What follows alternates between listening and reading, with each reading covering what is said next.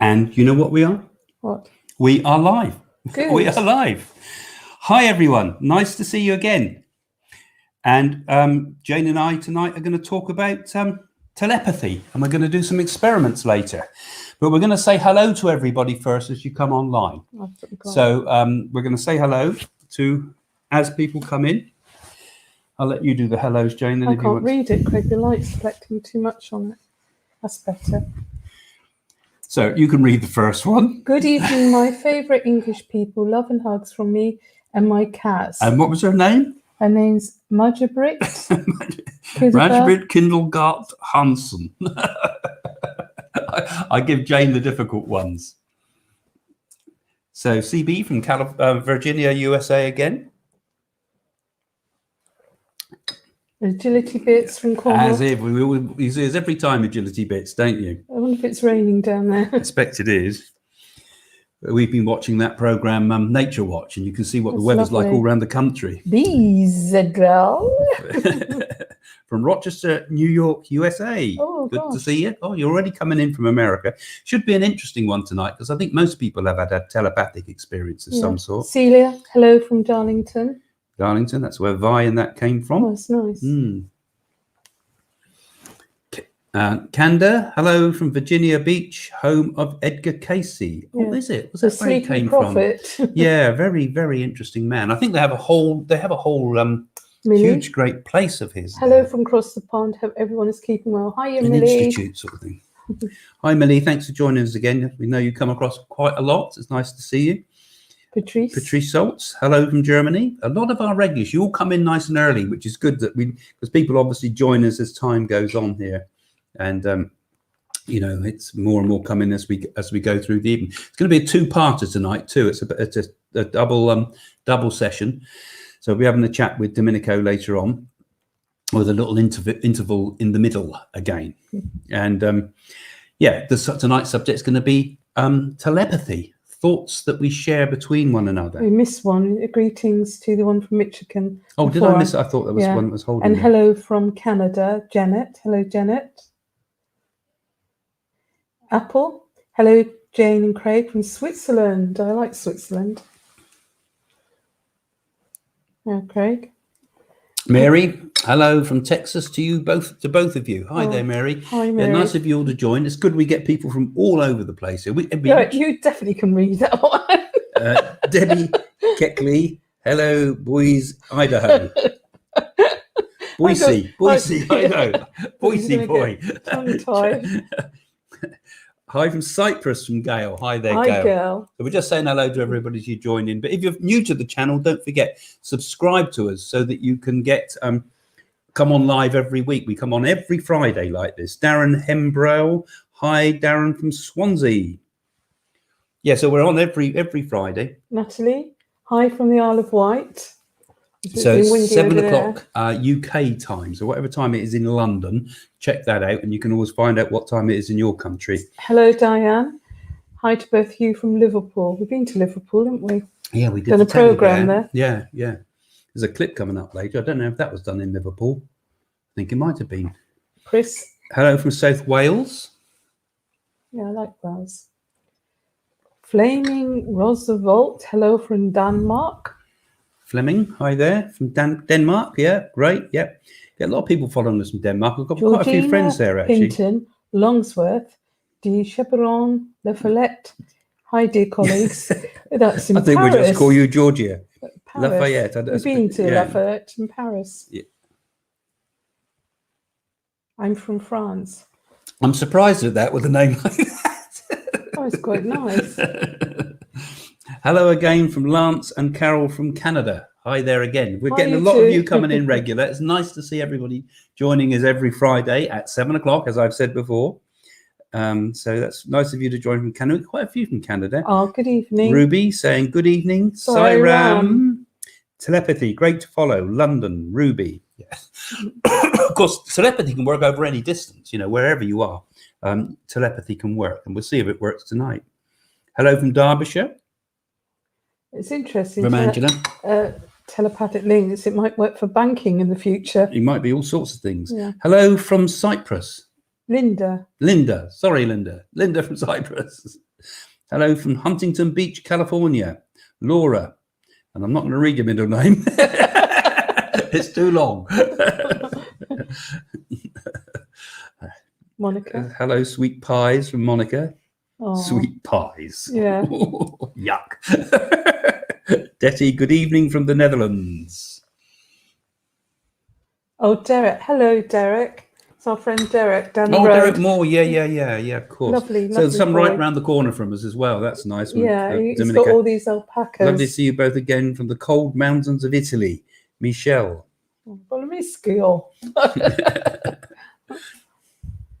Unfortunately, it's 3 a.m. in Perth, Australia. 3 a.m. Blimey. I might not survive the whole show. I'm exhausted. Oh, yeah. It's not I sweet. think 3 a.m. in the morning. Crikey, yeah, we're going to be about 2 hours today too. Gerald Paul, hi there from Yeovil, Zomerzit. Zomerzit. Hi from Trinidad and Tobago. Oh, wow, lovely. That's new. And Belladonna. Hi there, Belladonna. It's a pretty name, isn't it? Shana. Hello from Ireland, Shana O'Connell. Great. I always like the people in from Ireland. They're always very interested in, all our friends in Ireland are always very interested in the psychic stuff. Giaio Gozo. Hi from Whiting, New Jersey. Hi there. So we're just saying, if you just joined us, we're just saying hello to everybody as everybody comes in Nina. Before we start. Hello from Brittany, France. Jan. Hi, lovely people. Might fall asleep as much as I love you. And Shattered will try not to, but have a glass of wine too. This isn't wine, this is water. yeah. We're both pretty tired today as well. I think it's this lockdown does it to you. Every day the same. It's boring. It's winter time too. Well, nice everybody. Hi, everybody. So welcome to our live event. And like we say, it is on every Friday. And all you have to do is open your mind and we'll send you a signal when it's on. You'll get a little message. Shopping. You'll get a little message say, Craig and Jane are just going live. You'll see it. You'll be woken up if you're in Australia or wherever you are, and we'll send you a powerful telepathic message. So telepathy is quite an interesting topic, I think, isn't it? It's I don't think you know. I know it is an interesting topic. I think people will find it interesting because first, what the way it's defined is really mind-to-mind communication. Although I don't think that's quite right calling it that, but sending out thought patterns. That's what Craig. Alpha. Yeah, that's what they would call it: mind-to-mind communication without any of the known senses. So the scientific definition would be that, but so it was originally called thought transference, wasn't it? I think they used to call it thought transference, and it was a guy from the Society for Psychical Research, which I was struggling with earlier on, the Society of Psychical Research, F.W. Myers, who actually came up with the term telepathy, and it's kind of stuck since. Right, so, but I will tell you a little bit more about the structure and what it's all about with telepathy and things, but that's basically what it is. Well, explain a simple form. It's like sometimes you might be thinking of somebody very deeply, and then the phone rings and it's that person. That's a well-known that's fact. one of the most common forms of telepathy. Is exactly when people phone each other at the same time. I've mentioned it before. My friend Frank, I've often tried to ring, and we must have spoken for a year or so, and we're ringing each other at exactly the same time. Our phones were engaged because we were trying to get through to each other. And we finally got through. And I thought that was quite remarkable. Strange coincidence or telepathy, I think, in that case. Most mothers have telepathy because they can sense when a child's ill or something in distress. Yeah, absolutely. Yeah. I mean, mothers particularly. I mean, there's been some tests done with mothers with their sleeping babies.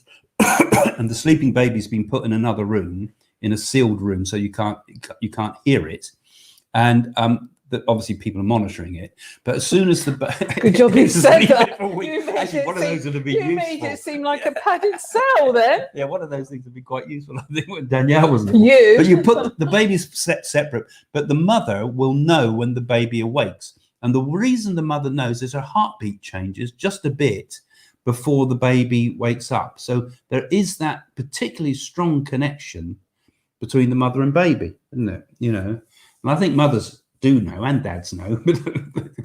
Dads don't want to know. Don't want to know. But yeah, so I think there's definitely a connection like that, I think. And I think telepathy, personally, I think telepathy makes a lot of sense survival-wise. You know, it makes, you know, sense that it should happen, doesn't it, really?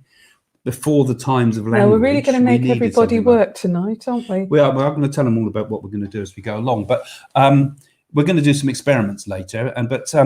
Yeah, so telepathy, I don't know how many of you guys out there have actually had a telepathic experience. You don't have to tell us what it is, but do you believe in telepathy? Have you ever sort of like picked the phone up and you know who's calling, or you've known if someone like is in distress somewhere, you know, or you've known, or you get a warning, you feel it. Yeah, a warning about somebody else, or you've known when someone's just died. That could be telepathic too. And perhaps elephants in Thailand, when they had that sea level, when the sea dropped, perhaps they picked up telepathically. Could have been. They might have had some form of foreknowledge, or they might have had connected between them with telepathy to know that something was going on. I mean, it makes a lot of sense, doesn't it? In the times before we had language, it would have made a lot of sense that we could have communicated to each other in some way or another, that we could have somehow projected the thought of fear, particularly at a distance. You know, so if the village was under attack, you'd know to go home, that you had to defend it. It would make survival sense. Yeah. So you know, a lot of people say it's absolute nonsense, but, you know, I mean, you've had a lot of telepathic experiences, I expect, in your time, Jane, haven't you, with people? Yes. I mean, mediumship is telepathy in a way, isn't it? Yeah.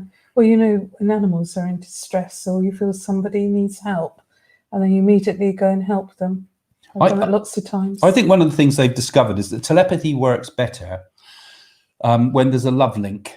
So like the mother and baby instance that Jane talked about there, that is a love link that makes it work. Animals. And also a love link between animals too. Why not? You know, and so I think that telepathy works if you get on with the person. You know, if you particularly, you know, people share thoughts, don't they, when they first meet, and complete each other's sentences you talk about, and know what's the other person's thinking and things like this. Perhaps these things sort of burst into life, you know, when people are connected on a deeper level. So when they sort of test telepathy, you know, and you're doing it in a clinical laboratory situation, it goes against the whole way it should work, really, because it's got to be on this emotional connection, isn't it, really? You know, it's not just about a scientist sitting there saying, "No, okay, now send that thought to him, and you send that thought, and you send that thought." Yeah, it don't work like that. What about gurus? Do you think they have telepathic thoughts and pick up people's things like Sharavana? Well, I feel so, don't you? Yes, I mean, I do. When you meet these holy men, and when you meet other psychics as well, you share thoughts. I mean, I've had amazing sharing of thoughts with people. And share them with me. Yeah. Share them. But, you know, things that are given me absolute proof. You know, when people have said something and I've completed what they said, tell me what I'm thinking about, and I tell them, and it's something completely. Well, I better give them thoughts to you then. But you do. I mean, when I've gone shopping or something down the shop, and you've sent me. Deliberately sent me a kind of telepathic message to bring back this or that, and I will sort of suddenly buy something quite obscure like silver polish. I remember one particular one I quoted once in one of my books, that you sent the thought, and I came back and said, that's what I needed, you know, and I had no idea you wanted that. I thought you needed this. Yeah, it's true. And similarly, I think telepathy also works not just in times of good connections with love, and like between a mother and a baby, but also when there's a dangerous situation around a person. Well, that's interesting, Craig, because I think with this virus around, if we all had good thoughts about and all tuned in together on a high vibration through the global world for this virus to go, perhaps we can make it work. Yeah, I think shared thought works. I mean, healing is also a form of telepathy. I mean, because if you send a positive thought to someone, that's like scent, isn't it? I mean, you know, the whole the whole idea of what psychic people and all the rest do is all founded on telepathy. Is one of the main things, isn't it? That we can send a healing thought, we can send a negative thought, a curse, perhaps. We can send a thought of distress. I mean, for example, I remember that time when I was driving back in the car and that stag ran in front of the car, didn't it? That deer ran in front of the car. Really you knew that I had a problem, and you knew when I got home because you said about it to me. The room filled up with like a red mist and that, and then suddenly you get panic come into your heart because you know something's wrong, not only because of you but because of an animal, and you have fear. You pick it up. But you knew an animal had run in front of the car, and I wasn't going through woods or anything. This was on the motorway. You know, as I was coming off the slip road off the motorway, a deer leapt over the barriers and landed on the car. Nothing one could do about it. It ran off though. It seemed to be all right, thank God. But well, assume it was. But anyway, but then there was that moment of panic and distress. And I think I was driving back. I'd just done a demonstration at a spiritualist church. So my mind must have been still open, you know, sort of transmitting or connecting. It happened quick. And you just knew it. So these remarkable things with telepathy happen all the time. And we're going to ask your experiences later on, guys, about what sort of things you felt with telepathy and if you've had any telepathic experiences. But I think, I've got here also some other things, right? I've got some little cards that they use in telepathy, right? These are called the Zener Cards. The guy that really got interested in testing telepathy was a man called Rhine, and he set up a load of experiments and thought, well, if people can guess the cards, you know, what's going to be the next one? What's going to be the next one? Star. And the next one, star. You see, if you get over odds, I can't remember quite what the odds are, but I think it's about 25% you should get right. But if you start getting more and more right, statistics tells us that these cards are that there's more than chance. So if it's more than chance, something's going on, you know. And even the skeptics, they would score below chance. They get even less right because they're blocking it all the time. So how could they possibly score consistently below chance? So if you go and look on Wikipedia, they like with all the psychic stuff, they've absolutely flawless. Yeah, there's all scientists on this, and there's a lot of rubbish. There's all rubbish. Yeah, magicians and refer to James Randi and all the rest of it. But actually, if you do some really serious research about it, Sheldrake, what's his first name? Rupert Sheldrake. Yeah, absolute brilliant. I went and had a quick look at his website before I started today, and I'm going to see what does he think about telepathy. He's got lots of good telepathy experiments set up there. So he's a very, very clever scientist who's really stuck his neck out and is prepared to work outside the box and do all these different things. So these were the Zener cards, right? The big ones. I got big ones now. You would. See, I'll use these often in my circle for doing demonstrations. You've been tangoed. But the thing is about these, you'll notice, they are boring. You know, if you were doing an hour or so of just guessing cards, you'd probably be tired after the first 5 minutes, even particularly if you don't know what results you're getting. So they did find, and we'll come to the experiment in a moment, I think, they did find, like we talked about the idea that emotional things kind of work, like a mother and a baby or an accident. And they started thinking, well, that's so dull trying to do it with these cards and try to prove it through cards and things. Why don't we try experimenting with emotional images? You see, so emotional images are more likely to be connected, images of love and images of danger and images of dangerous things going on, and things like whatever, these type of images would be much more interesting if there was some emotional charge to it of some sort, or or peaceful charge to it, or things that are more likely for us to connect with: images, pictures, visions, because that's how it all works, isn't it? Really, I don't think in box-like ways like this, and 1, 2, 3 sort of thing. I think much more in terms like holistically, as a telepathic type of person. and imagery, don't we? You see things in pictures in your mind and things like that.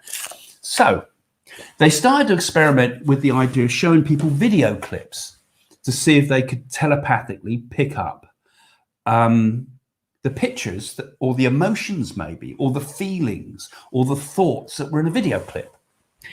So what we're going to do in a moment, Jane and I are going to look at a number of video clips, all right? And as we're looking at them, we're going to try with our thoughts to send out to you thoughts about what we're looking at, right? So we're going to be looking at a little video clip here, and we like you to open your thoughts up to it. Just open your mind to the idea and just see whatever comes into your head. What's the first impressions are the most important. The first impressions you get, and examine things like how you're feeling. Examine things about any sensations that might be associated with this, what you're sensing around you with all your 5 senses. You know, what you see, what kind of things do you hear, although we got no volume on it, but there'll be a volume implied with some of these clips. Is it, what type of scene, how would you feel? Okay, so me and Jane are going to look at a first clip here. I'm going to set the Apple up just so that I've got it there. So we're going to look at a clip, me and Jane. Jane's not seen the clip before. I'll play it a couple of times just so and what we're going to try to do is we're opening our thoughts at the moment as I'm doing this, and I expect you are too, Jane, aren't you? Just so that we're sort of sending the thought to you, okay? And we want you to, as we watch this, we'd like you to get your impressions. And when you've got an impression, please, all of you, if you would, just type what you're feeling. Type your first sensation, your first thought, your first thing about what do you think we're looking at, right? And you don't have to get the whole thing. It might just be a little bit of something. What sensations do you get? What do you feel, you know? So we're going to just look at this clip, all right, if it works. Yeah.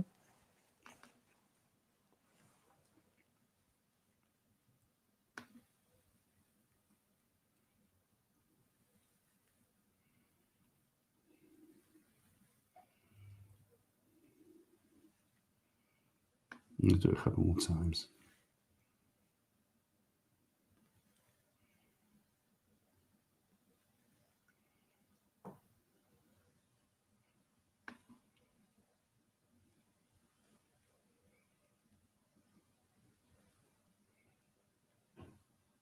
Once more. Keep tuning in. What are we looking at?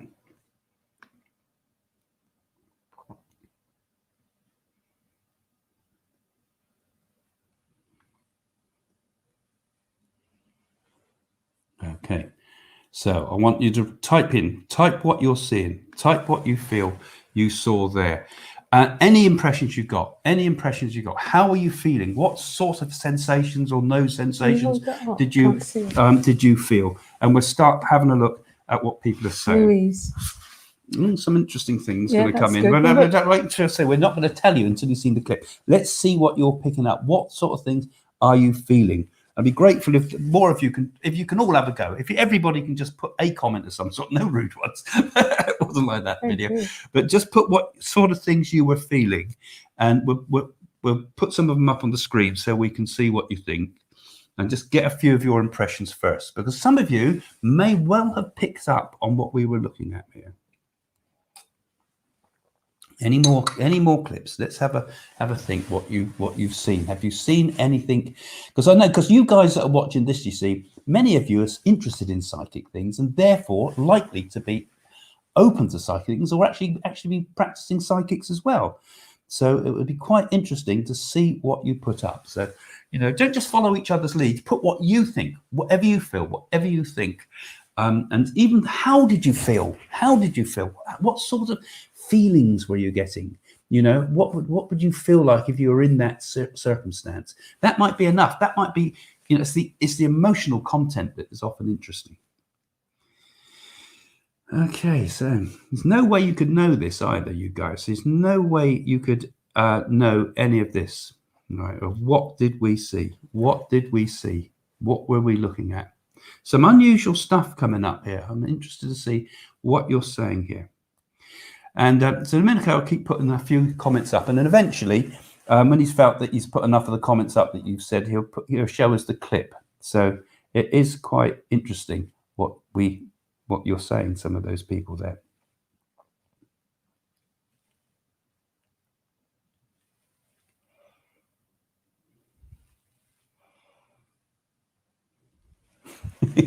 Good, I think they were done brilliant. Good. I think pretty good. I mean, there were wasn't very strong psychics. There wasn't thousands of people watching this, and yet, no, some of brilliant. you. I mean, some of you. I was watching. I didn't want to show any reaction to it, but some of you are picking up some pretty good stuff there. How many said C? There was loads of you said C. The first one said red car.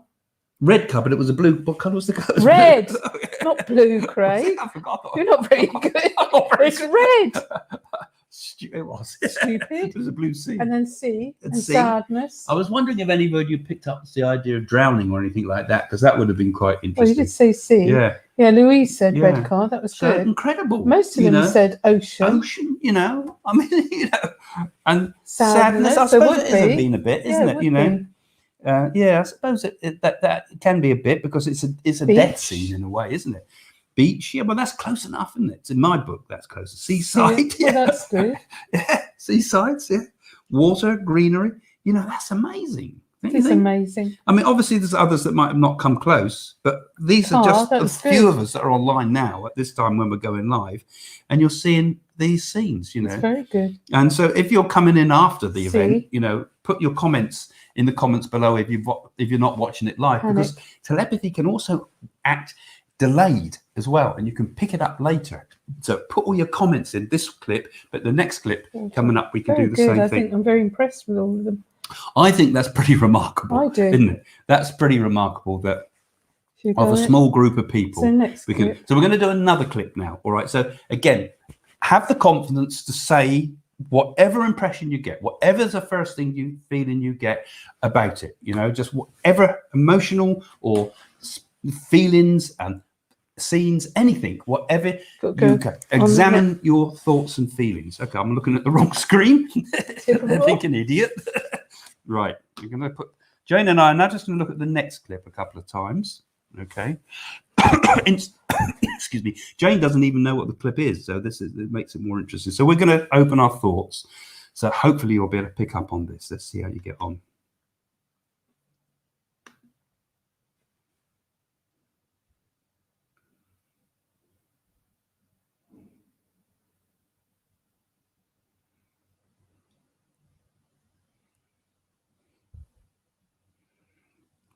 We'll watch it again.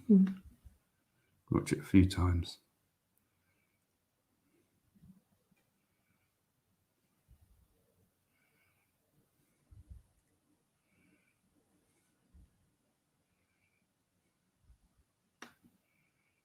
Particularly want to know about your feelings.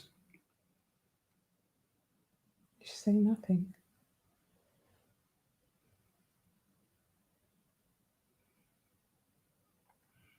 Just once more, just so they got time to think about it.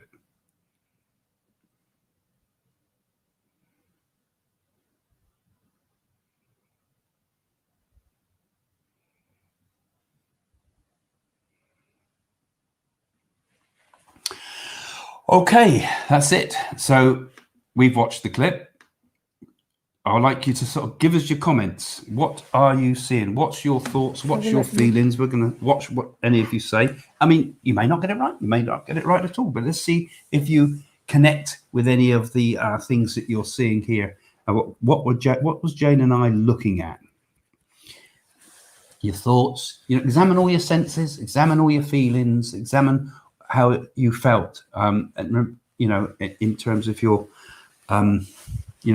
the feelings you felt with this. Okay, so just keep going. I'm not going to respond to any of these until people have put them, but if they're grateful, the more if you put your comments there, the more interesting it starts to get. Have the courage to have a go.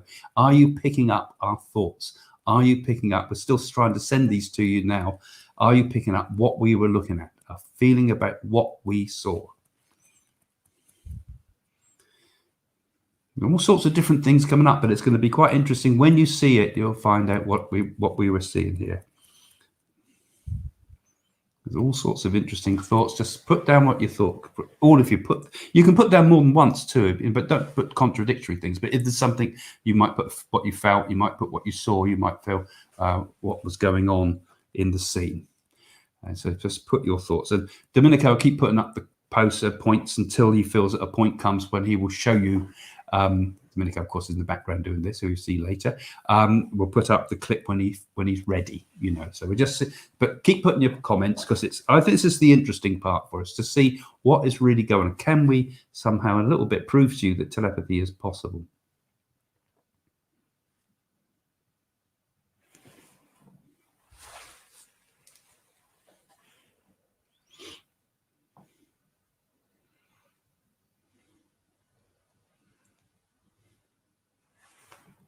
I think a few of you were spot on there. You Which know, one's well, one person anxiety? even said 2 people, didn't they? And anxiety and stress. I think. Anxiety. I said. Yeah, and someone said stress. I And think sadness. It would be sad. Worrisome, anxiety. Well, Anxiety. that's pretty spot on, That's very. Kristen, That's isn't it? good, That's pretty good, isn't it? 2 people in a sunset. Well, 2 people definitely. You know, okay, no sunset, but 2 people. You know, you were getting the idea that there was people in this. It wasn't in the last one, was it? It was just an inanimate object. Felt a bit sad. Yeah, well, I think you would if you were in that circumstance. I mean, that's an abusive situation we were showing you there, really. And fast heartbeat. You would be, Elizabeth. anxiety. Yeah, wouldn't you in that situation? Pretty emotional as well, and a bit worried. I would have said so, Elaine, wouldn't you? Bang on again. You've got some really good stark and dark. Well, yeah, it was, wasn't it? That was a pretty dark scene, pretty scary. Scary dark, rather, a pretty scary sort of scene if anybody was to be put in those circumstances, you know. So, I mean, yeah, we're going to do one more after this, you know. But I think that's quite interesting, don't you? I hope you're finding this interesting, because there we go. I think it works a lot better than square, wavy lines, you're picking up circle. Yeah, I mean, because you are actually picking it up. That's what I say. It works on an emotional level. Telepathy, and that's how the senses work. So we're going to look at one last clip. We're going to want you again to if you're coming on not live, you know, you're coming on later, you could still work with this, because telepathy, they say, can also work, can resonate afterwards. So that would be interesting, particularly if those putting the comments in also pick up things. So we're going to do another one again now. So this is another different clip that we're going to look at. And we like to just get the feeling. We're trying to sense the feelings and things of it.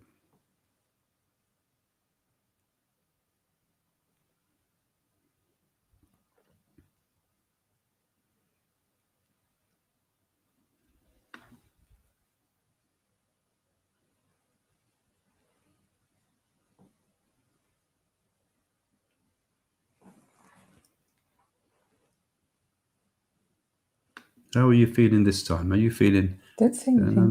No, just what are you feeling?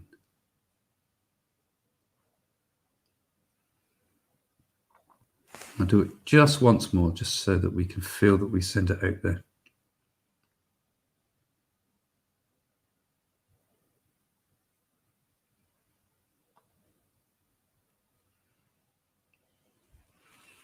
Okay, there we are. We've done our little bit. We finished our little clip, and Dominico will put it up in a moment for you when he's ready.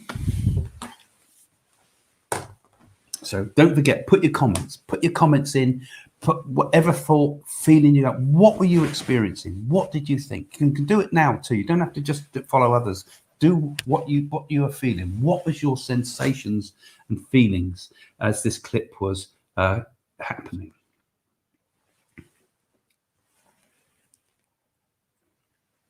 We're not going to comment on any of your things. But have a go. What did you feel? Sometimes the people that don't claim to be psychic often have some of the most powerful psychic abilities. So even if you don't think you're psychic, see if you can have a thought about what did you feel when Jane and I were watching that clip. And like, your first impressions are important too. The first things that come in your thoughts.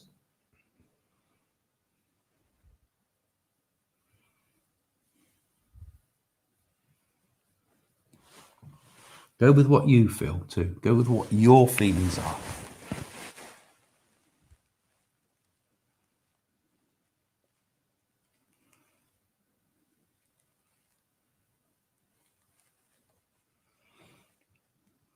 Fun, this, isn't it? It's quite fun exercise, isn't it? We'll tell you all in a moment who's getting it right and wrong. Yeah, it's amazing how these things work.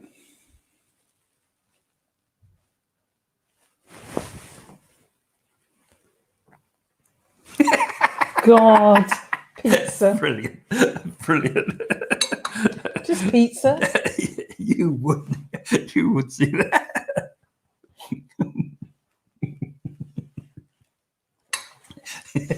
That's funny. Okay, we're doing. Here we go. Here's the clip. Flying. Apple and Quite Cecilia. a happy feeling, isn't it? Apple, Cecilia. And someone said about flying. There you go. So what did you think of that? That was quite, I think some of you were pretty damn close there, actually. They were pretty close with that one. Yeah. That's quite a, it's quite an unusual thing to see.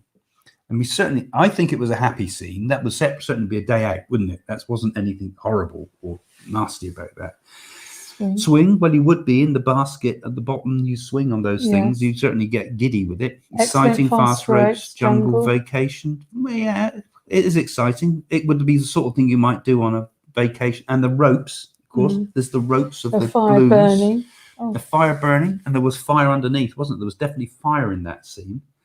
Grass, jollyful, childlike kite. Yeah, that's again. I would describe that, but it was a grass environment. It was joyful.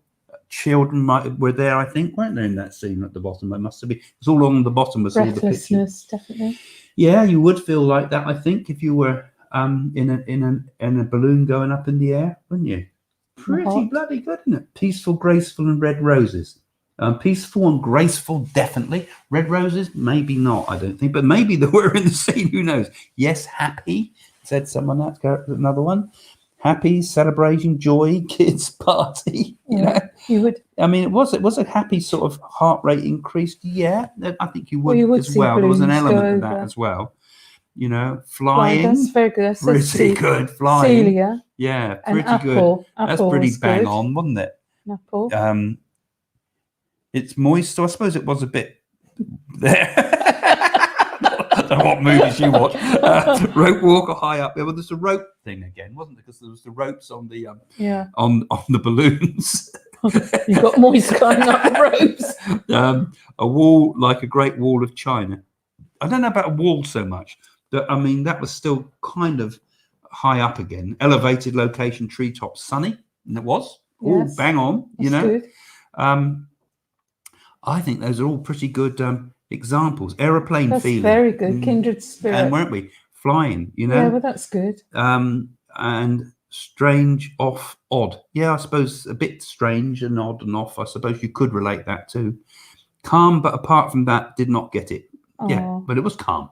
It was a calm, floaty scene. Aeroplane or parachutes. Yeah, that's very good. You're talking about being in the air, aren't you? Yes. I mean, you could have said a million things. All I can see is pizza, pasta, hamburgers. Yum, yum. I'm hungry too. God, you're dreadful. Brilliant. The flying pizza. I think Nicola Avocado said last week, I think I've just got 5 pizzas out. I said, go and have a snack. So I think that's quite interesting, what you've picked up there with the whole thing of telepathy. And I think now we can just take some questions from you, really, and see what you thought. I mean, what have you had an interesting telepathic experience in your life? You know, we've talked about, you know, crisis situations where you get telepathy. And perhaps somebody's projected telepathic link to somebody that's in trouble or needs help. You know, have you had, what sort of experiences have you had, or have you got any questions about it too? I mean, another thought that I didn't come up with earlier was too, that mediumship is actually telepathy. I mean, we have telepathy between the living, but also we have telepathy between us and the dead, don't we? Because that's what's happening when we make a spirit link with what you call mental mediumship. We're connecting our minds together with the spirit world, you know? So, and sometimes you pick the things up from the person in front of you, but you also pick things up particularly from the spirit world. Right.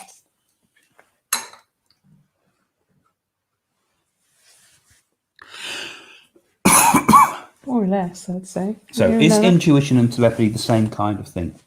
yeah, you do pick things up because you're in tuned. Yeah, well, intuition, I suppose, Knowing. it's knowing, isn't it? And I said, how else?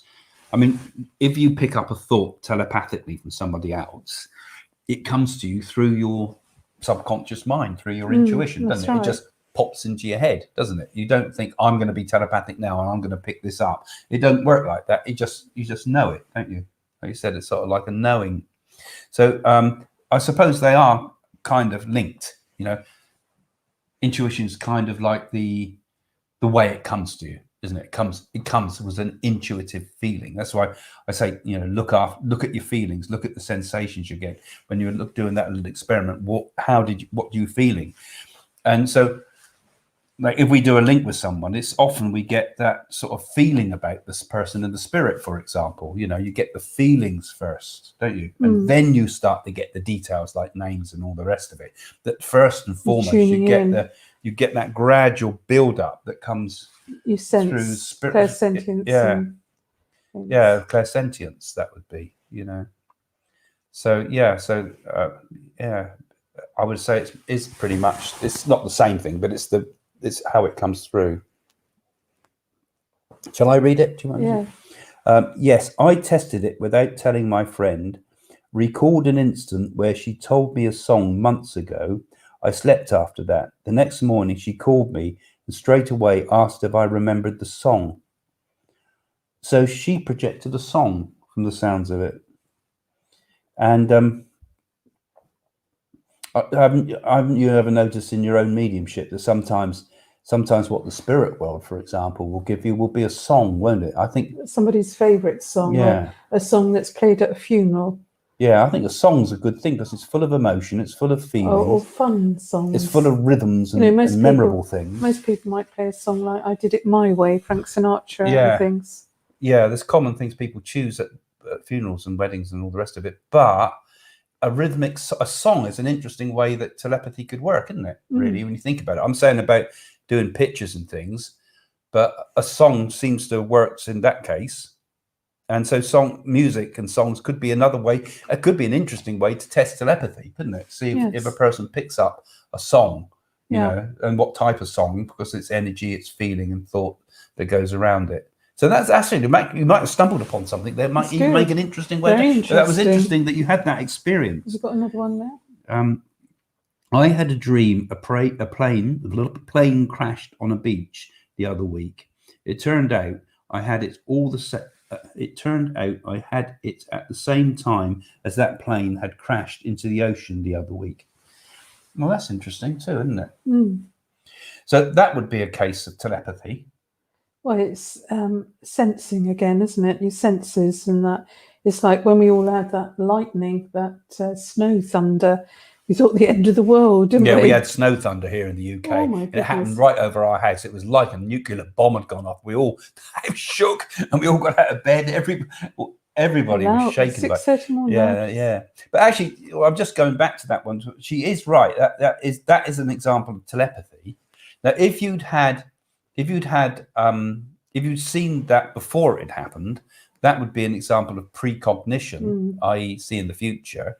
So you get precognition, telepathy. You also get a thing called clairvoyance, which like is recall, isn't it? Yeah, total recall. So clairvoyance is like seeing clearly. Seeing, yeah, really. And then also you get psychokinesis. These are the sort of definitions that Rhine made. I don't think we could do psychokinesis today, mate. A glass of No, that would be fun, wouldn't it? We could do that, but that's we'd be up in the Uri Geller world, wouldn't we? No. Do you have some exercises we can do to strengthen intuition? Yes, hit this man on the head with a bat. Well, I think just practice and practice and practice, and that you don't have to be obsessive with it. But I just think if you close your eyes and you set your mind on something and do a visualization. I think intuition is like practice with friends. Yeah, I think intuition, actually, you can do things to help you with intuition. I would say your dreams are a really good way into your intuition. So writing your dreams down, there's a really good starting point. Now, when I do meditation and things, I will use a lot of the traditional techniques of holding and focusing the mind so that the mind is still is held. So you do have to first have what they would call a form of concentration, of being able to bring the mind back, bring the mind back, bring the mind back. Otherwise you just drop off into all sorts of dreamy states. But I also feel that particularly with connecting with the spirit world, if you can keep that kind of, still keep that focus, but simultaneously allow the mind to throw up its images and pictures and things. A bit, Carl Jung called it, I think Carl Jung called it free association, I think he called it, but basically allowing things to emerge, you know, and watching it. So for me, and it might probably be different for other people, Jane might have a different idea of what she thinks, how it works for her, but for me, I've got to keep this kind of concentration, this fixed mind, and at the same time, I'm allowing the mind to flow as well. And that's where I think I can connect my intuition. And if I've got that kind of focus, it's like I can catch the fish, as it were, as they come through. I can catch the thoughts that come into the mind. So, I mean, we could talk for hours about how to develop intuition, actually, and it might be some quite good one to do as lessons. I think the best thing is to experiment with your friends, not tell them anything, and actually write things down and keep a log of it, and then tick what you got right, and then put cross what you got wrong, and keep practicing. And that, just let it be a natural process. And that some people might, like Craig, I know for a fact, concentrates on a candle, don't you? Sometimes, yeah. I do use that technique. Yeah. But I mean, go with what it's you more feel. Just looking at a candle, actually. There's a technique in yoga that you in Trakata. I think I've got the word slightly around the wrong way. I always pronounce it wrong. But basically, you take an image of a candle, you hold that image of a candle, you close your eyes, you see the light of the candle, and you bring it into your third eye. Like a light bulb. Basically, so it's like it teaches you to connect with your pineal gland, like a light bulb in the middle of the brain. Yeah, it's like an after image, but you use the after image to bring yourself to the third eye. But clear your mind. Yeah.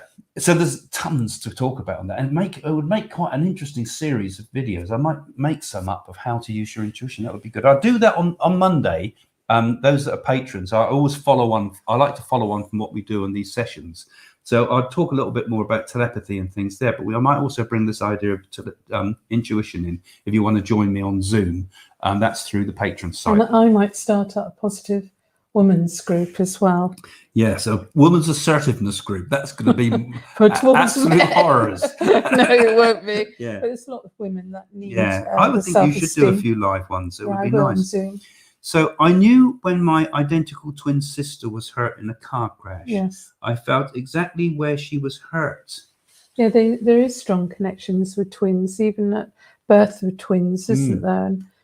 And everything, but twins. Well, they poo-poo it again on the webs on Wikipedia. I think it makes me so cross that Wikipedia has been so thoroughly gone through to debunk and say anything psychic is completely rubbish. You know, it's completely biased with one lot of rationalists bloody going for it again. But I think there can be quite a lot of connections between twin people, because twins I've spoken to, they seem to take it as quite natural. What about Siamese twins, when they've got to be separated? They still feel for the other twin. Yeah. They still go through pain. I don't think it means, because a person's one of a twin doesn't mean they're necessarily any more psychic than anyone else. Just they don't have to be identical twins neither. But I think twins do have a certain they do. rapport. I'm sure they telepathic do. But that rapport might not mean they're necessarily psychic for someone else. No, but they've got feelings and senses, like two people in one, isn't it? That's right. It's like two people, a couple that are happy together, will share thoughts, and sometimes share good ones and sometimes share bad ones. But I mean, when you're connected with anybody, like a child and things like that, it's really, you've got that person's become part of your energy group, isn't it? You know, you've got an interconnection. You've blended your auras. I mean, there's a lot more I could say about telepathy. I'll talk about some of the more sort of detailed, in-depth stuff when I talk to Dominico about consciousness and things like that and how it works. But anyway, Angela's saying, do you think meditation helps with intuition? I think it can. I think you've got to be very disciplined and everything, and set a particular time a day. Do you agree? I find it very hard to explain meditation, because it's such a deep inner personal experience that when I go into meditation, I kind of drop into this state that I can't really describe to people. It's like you can't get out of. Well, it's not. You're in that state, but I mean, it's almost indescribable. But also, I know that in that state, I can also go into other states of mind, because I suppose it's about going into states of consciousness meditation.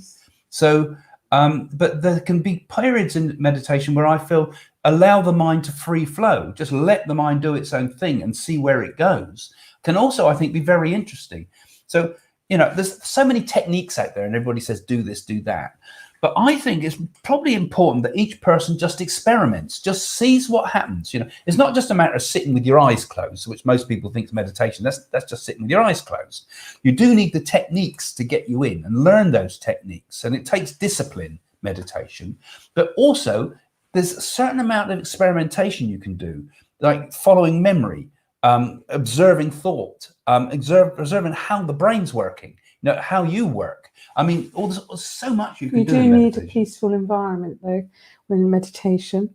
Yeah, or you can use a noisy environment. You could go to the woods and listen to the birds and sit still. Yeah. Nature's important. Yeah, I mean, you can meditate. I mean, like I said, Yogananda got one guy meditating, listening to the motorway, because it used to distract him so much. But he absorbed that into his consciousness to allow it to be, and it no longer distracted him. But it's definitely meditation is definitely a way into the intuition, definitely. Does soul family and twin flames have an even bigger telepathic communication than other non-spiritual connection souls? So what you're saying there is that some people are like twin flames, they're like soulmates. That's what she means, I think, from that. Well, assuming there are twin flames and assuming there are soulmates, I think people who are meant to be together are together. But I think there's an awful lot of fantasy around that whole idea of twin flames and things. But if you're spiritually connected, if you are spiritually connected with somebody, then it definitely flows more than if you're not, And that's why I say, the laboratory tests. Perhaps the worst possible is the cat is going to get in that washing. Boo! Telepathic. Here, come away from that. Deliciousness. You will come here. That's it. He stopped. So that whole twin soul things. Yeah, okay. Maybe there is. But if anybody that you're deeply connected with, you'll get a telepathic bond. You might even get it with your guru, for example, if you're very deeply connected with somebody on a very, very deep spiritual level of learning. Lockdown seems to be making me and mine dream a lot. Very lucid dreams. I think lots of people are dreaming through lockdown, and it's causing riots, isn't it, across the world? People are fed up. The energy at the moment. I mean, I've had some really weird dreams lately. Really weird. Interesting. He's a weird man. I don't know where they come from. Fantastic things. Underground temple, incredible underground temple filled with all this treasure, and then a Shiva pulling out Shiva lingams out of the sea. I don't know, where did it all come from? And it was like real, and then dreaming of people that I haven't met for years, people from school and things like that. Yeah, I think lockdown is definitely gets your brain going in a funny sort of way. Well, yeah. I think it's because everybody's so frustrated at the fact that we can't do anything. That's right. We can't get out. We can't do anything, So we're coming close to the end now, folks. So you can ask your questions. You can ask us anything you like, actually. It doesn't have to always be on the topic. I mean, as we move on with these things, we quite often like to open it up just to, if you've got anything you'd like to say. So last question. Now, we're in part 1 at the moment. So don't forget, give this thing a share if you're on Facebook, and do all those and heart things and whatever you do, because it all helps more people it ranks it a bit better. And also, particularly if you share the video, it's fantastic if you can share it and tell everybody about what we're trying to do if you enjoy it, And if you really enjoy it, well, become a patron too, because if you become a patron on the site, you can get more, but it also helps to support us and help us to do this type of thing. Because you can imagine there's an awful lot of time dedicated to this channel if you see the many hours that we're doing. So it helps the channel, and it will help us with progress our thing into a full TV sort of YouTube TV channel in due course, and the center. So anyway, so thanks to the patrons that have been supporting this. You'll see some of their names at the end of the ones, and you can always follow us, of course. And Jane's on Instagram. See Jane on Instagram. So, do we have a little break? We're going to have a break in a moment. I think we've got a few last questions for a moment, I think, and then we'll get a signal when it's time to finish. There we go. Can telepathy be used to manipulate others? Oh, I don't think that's a good thing, do you? But can it? Well, I suppose it can influence people. It depends what your thoughts are. Are they sinister? Are they peaceful? Are they kind? Yeah, I think it can be used to manipulate people. Definitely. That's what black magic's all about. Oh, bye. I'm sure we do get influenced by all sorts of thoughts forms. Yeah. And I'm sure that we could even do it on a big scale.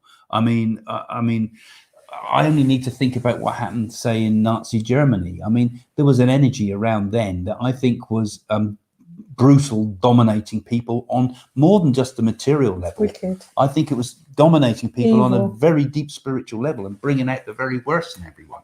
And conversely, someone like Gandhi changing the whole of India's consciousness.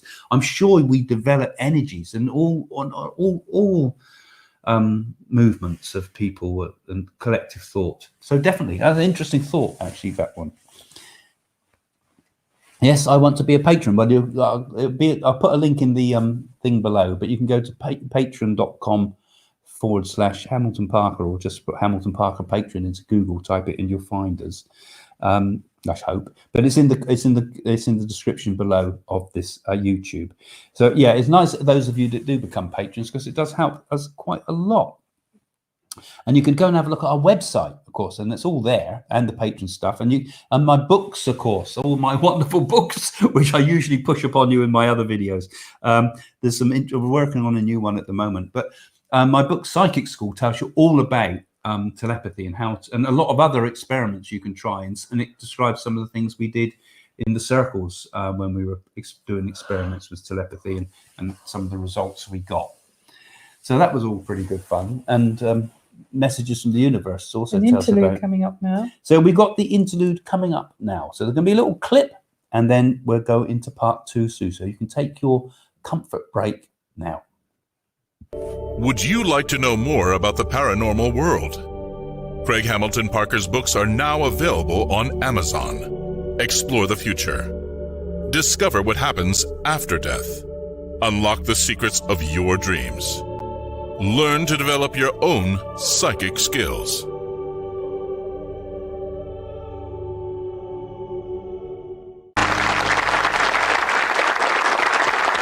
Now, people who are telepathic should be able to watch the next item if their set is switched on or not.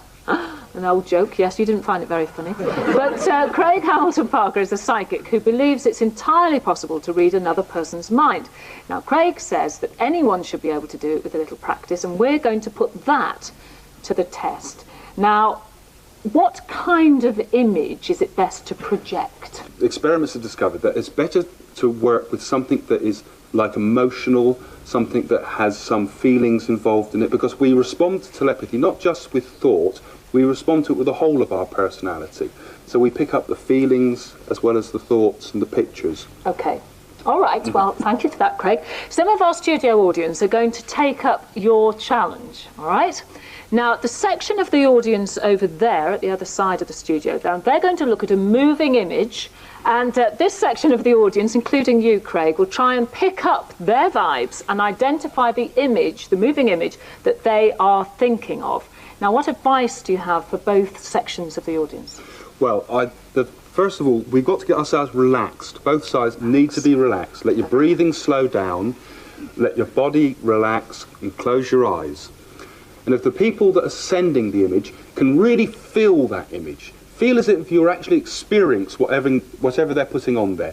And the rest of us, when the impressions come to you, don't try to change them. Go with the first thought that comes to you, no matter how silly it might seem. Just go with whatever comes to you first. You don't know what it is, it's a bit like a dream almost, but somehow you're being placed somewhere and feeling all the impressions, all the senses. So this section should close their eyes.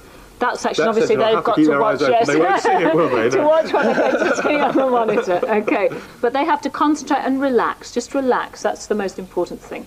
Now, shut your eyes at home if you want to take part. We're going to need total silence from all of our audience for this. Now, we'd like you, our senders, to project what you're about to see. So here come the pictures.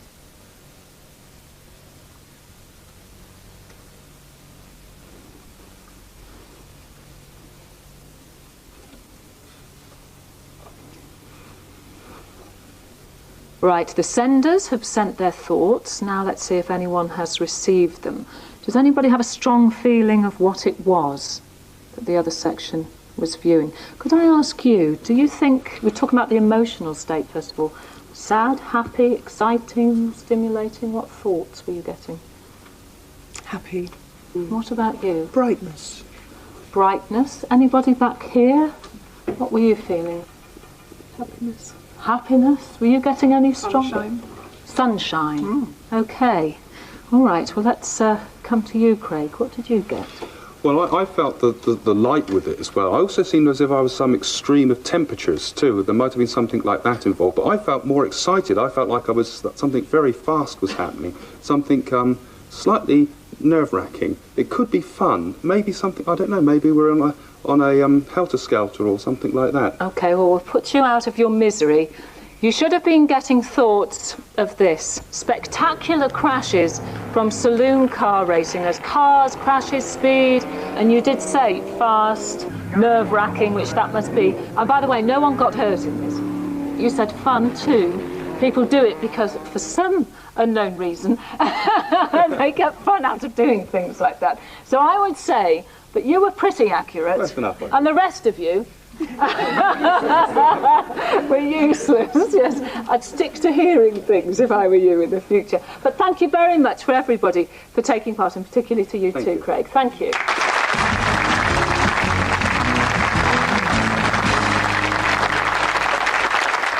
Now, what we're watching here is a clips of any of that. Right, it looks like we're back. I think we're back. Dominico time. Are we back? Back. Yes, we are back. Yes, we're just saying it'd be quite nice next week. We'll have to put a clip of Jane up when she's doing one of her bits from TV. As long as we haven't got any music on it, because as soon as there's music in the background, the theatre. You did film it. The BBC did film it in The Point. Yeah. And I got it right. A boy came through after he died a week before. Yeah. We can put. I can put what. Otherwise, it seems the Craig show. So, folks, thanks for joining us again, and thanks for being back with us. I can't see Dominico. Can I get up? So we're going to have a chat now with Dominico. What did you think about the show so far tonight then, Dominico? It's quite interesting that. It worked quite well. It's interesting to see all the people that got it right. Yeah, that was brilliant. I was amazed. Yeah. There were so many people that at least got the feelings of what you were doing. And they were pretty specific. I mean, I didn't see all the other comments on the side, so I don't know if anybody had said things that were way off or anything like that. But it was really interesting. I thought that was pretty damn close. I was really surprised because it could have been a complete flop tonight, couldn't it? Really, with that type of. I thought they were amazing. Yeah, could have been quite a different sort of. I think people like playing games and such and things, don't they? Yeah, interact. So if you've got any comments about tonight, folks, just put them up and tell us what you thought. Did you enjoy it? I mean, was it the sort of thing that you liked? You know, we're going to talk with Dominico now, and we'll sort of talk about. Before we get into the topic, there is a thing I want to say. Apparently, seems that there is a Bellush Y that is disturbing your followers. There's a what? Oh, somebody called Bellush White. Oh, actually, I got a feeling I saw that. What, they're putting nasty comments, are they? No, they're basically calling the people, your followers, saying that they're part of your team. God. Oh, what? Okay. That's why you've lost we'll look for that. 1,000. Thank you guys for that, for telling us that. We'll check it You're out. pinching your content. Yeah, then. I was saying to Joe, we lost a few. Had as many followers this month, and so maybe someone's deliberately another psychic usually does that. This is the second time someone called, giving me messages, making me think it's one of your staff. Bellush White. This Never is heard annoying. of. Okay, thank you for that, Michelle. That's really good. I mean, this is the problem with social media for all of us, isn't it? We get such horrible you get lovely people, you can connect with all sorts of people, and then you get these horrible people in the background too. So thanks for that. That's good. I'll ban them. I think you can do that on YouTube. Anyway, back to the topic. Yeah. Yeah, no, as I said, it was really interesting to see how everybody answered right. Yeah, it's quite a high proportion, wasn't it? I think that's because people were tuning in. They enjoyed it. Yeah, it was quite a high proportion of people. It's quite a fun thing to do because it's kind of something you can get involved in, isn't it? You know, I mean, I'm sure people in the background there probably might have had the other things in the background and lots of other distractions and things like that. And it's a bit nerve-wracking putting a comment on I think as well. you were done well. I think I was really impressed. Yeah, I was. Yeah, it just shows you how. Can I lift this up? Yeah, how much the Dominico, how much I can see him now. telepathy is part of normal day-to-day experiences. Because people do pick up on these things. Yeah, it's great. I think it's good. Do. And I think people enjoy this channel because in lockdown, something to look forward to. Yeah, it's more fun, isn't it? I mean, like the new Netflix. yeah. I mean, I'd watch it. I mean, we've had Jane's mum with us since Christmas. We've got to take her back now because we're going to get her vaccines available. So we thought we'd keep her with us till the vaccine's available. Then we'll take her to the appointment. It was fun. But she loves it too, doesn't she? Oh, sit and watch it for hours. Yeah. All day and all night, you know. I don't like seeing myself on telly, do we? Craig does. I don't mind watching myself. I mean, those shots. I mean, did you see me with my ridiculous beard there? You look like a magician. I look crazy. So I missed that last one. Loved it. Very interesting. Yeah, thank you. Thank you, Tim. I'm glad you found that. Intuition exercises were fun, and yes, we like to play. Thank you for doing this. Yeah, enjoyed it. Actually. I think it's quite do more things like it. Well, it's quite hard to dream them up, actually, ideas for it. But it is quite a fun thing to do. We might be able to do something like that a bit regular, maybe. Yeah, we could do it as a special spot. I don't do psychometry. We could do it as a telepathy spot or psychometry. Yeah, well, we can't do psychometry because we need people's objects to hold. Yeah, but they hold it in their hand, and you've got to say how you could work it over. Well, if somebody had a ring in their hand, with anything, we can think of some new ones. I think it's quite fun to do little psychic tests and things like that. To interact. Make it more than just like TV, isn't it? You know, where it's particularly when the live bits are on like this. You could do it once a month for telepathic. Yeah, well, we'll dream up some new ideas. And why don't you do a competition to win your book, one of your books? Yeah, well, we've got lots of plans of what we can have online here. Yeah, and actually, once the lockdown measures are lifted up and the situation is calmed down, we can continue to do the live, but with the public. Yes, I mean, my plan and our plan is really to get. Once we've got a place, this is what the whole Patron thing's about, you see. Once we've got a place where we can film and have it all set up so we can just go in, flick the switch, because I mean we have to set everything up each time we do a show like this, so a lot of time goes into the background of things. But we could just have people come and visit, just like we've run circles and things in the past where people can come and sit with us. Yeah, and we can do all sorts of experiments, and then people can be with us. And you know, we got a multiple interactions. Then you do ghost hunts, all the lot. Yeah, there's a lot we can do, and I like to do the teaching stuff too, because they're teaching people. I can see a lot of you enjoyed the idea of how do you open your intuition. I mean, it's a good starting point. Oh, that's nice. Someone said enjoyable, funny, more of that. Pretty please. And that's a good one. Another good one to do for open your intuition. I didn't think about us mentioning is cloud watching, looking at random that's shapes. Interesting, isn't it? That opens up your intuition quite remarkably if you're prepared to go along with it and just let it all happen. Enjoyable fun, more of that, pretty please. Yeah, be fun. I'll have to think of some more techniques we can do. But the problem with most of the techniques is you need someone with you. Ghost pictures, because Dominico's very good at we've done a ghost picture one. We can do some more of that if you guys like it. I think that's good. Yeah. So, guys, what do you think about tonight? Well, I enjoyed it. Yeah. I enjoyed it. There's lots of things. I mean, lots of interesting ideas about telepathy too that I didn't kind of mention because it's a bit more deeper. I mean, because I think that, you know, one of the things they say it's mind-to-mind communication, and actually, it's nothing to do with the mind. That's where modern psychology gets so wrapped up into the idea that, you know, everything's about thought and the mind and the brain. But I actually believe in this idea that there's part of ourselves that transcend the mind, what they call the chit in India, the Satchitananda, the consciousness. So I think it's more of a connection between people's consciousnesses. And when you actually get into that state where you're at one with your consciousness and the other person's also moved into that state of higher consciousness, then absolutely remarkable telepathy takes place. You know, it's not about testing the brain, is it? Well, it's interesting, like Sharavana, and I keep going on. Yeah, that's all right, because when he goes past the 7 astral planes and he actually tunes into the spirit world and connect with your ancestors. That was fascinating, wasn't it? What was that we were thinking about? When we went to go and see Sharavana and he brought your father through and your grandfather, and he went into a trance. Oh, he went into a trance, a Naga. Yeah. That was really, really brilliant, wasn't it? Yeah, that's what. But back to the telepathy. Yeah, but he picked up your thoughts. He picked up. James said he picked up our thoughts and things like that. He picks up your thoughts, Dominico, and what you're thinking. Because don't you remember he picked up Danielle's thoughts? Yeah, he said to you, Dominico, didn't he? You'll be in a big house one day. Do you remember? He said very strong. You'll be in a big house. He very said. Strong because he has to be strong. No, he said that to Danielle. He said it to Danielle. She was talking yes, about a blog and that, and he said, "Don't worry, you'll be in a big house." You'll be in a big house. Yeah, and that's happened just recently. Yeah, so there we go. Yeah, so what are your thoughts about telepathy, Dominico? Is it real? Do you believe in telepathy? There is a thing. Mother and children. Think about it. Usually the mother can feel if the child is fine or if he has problems.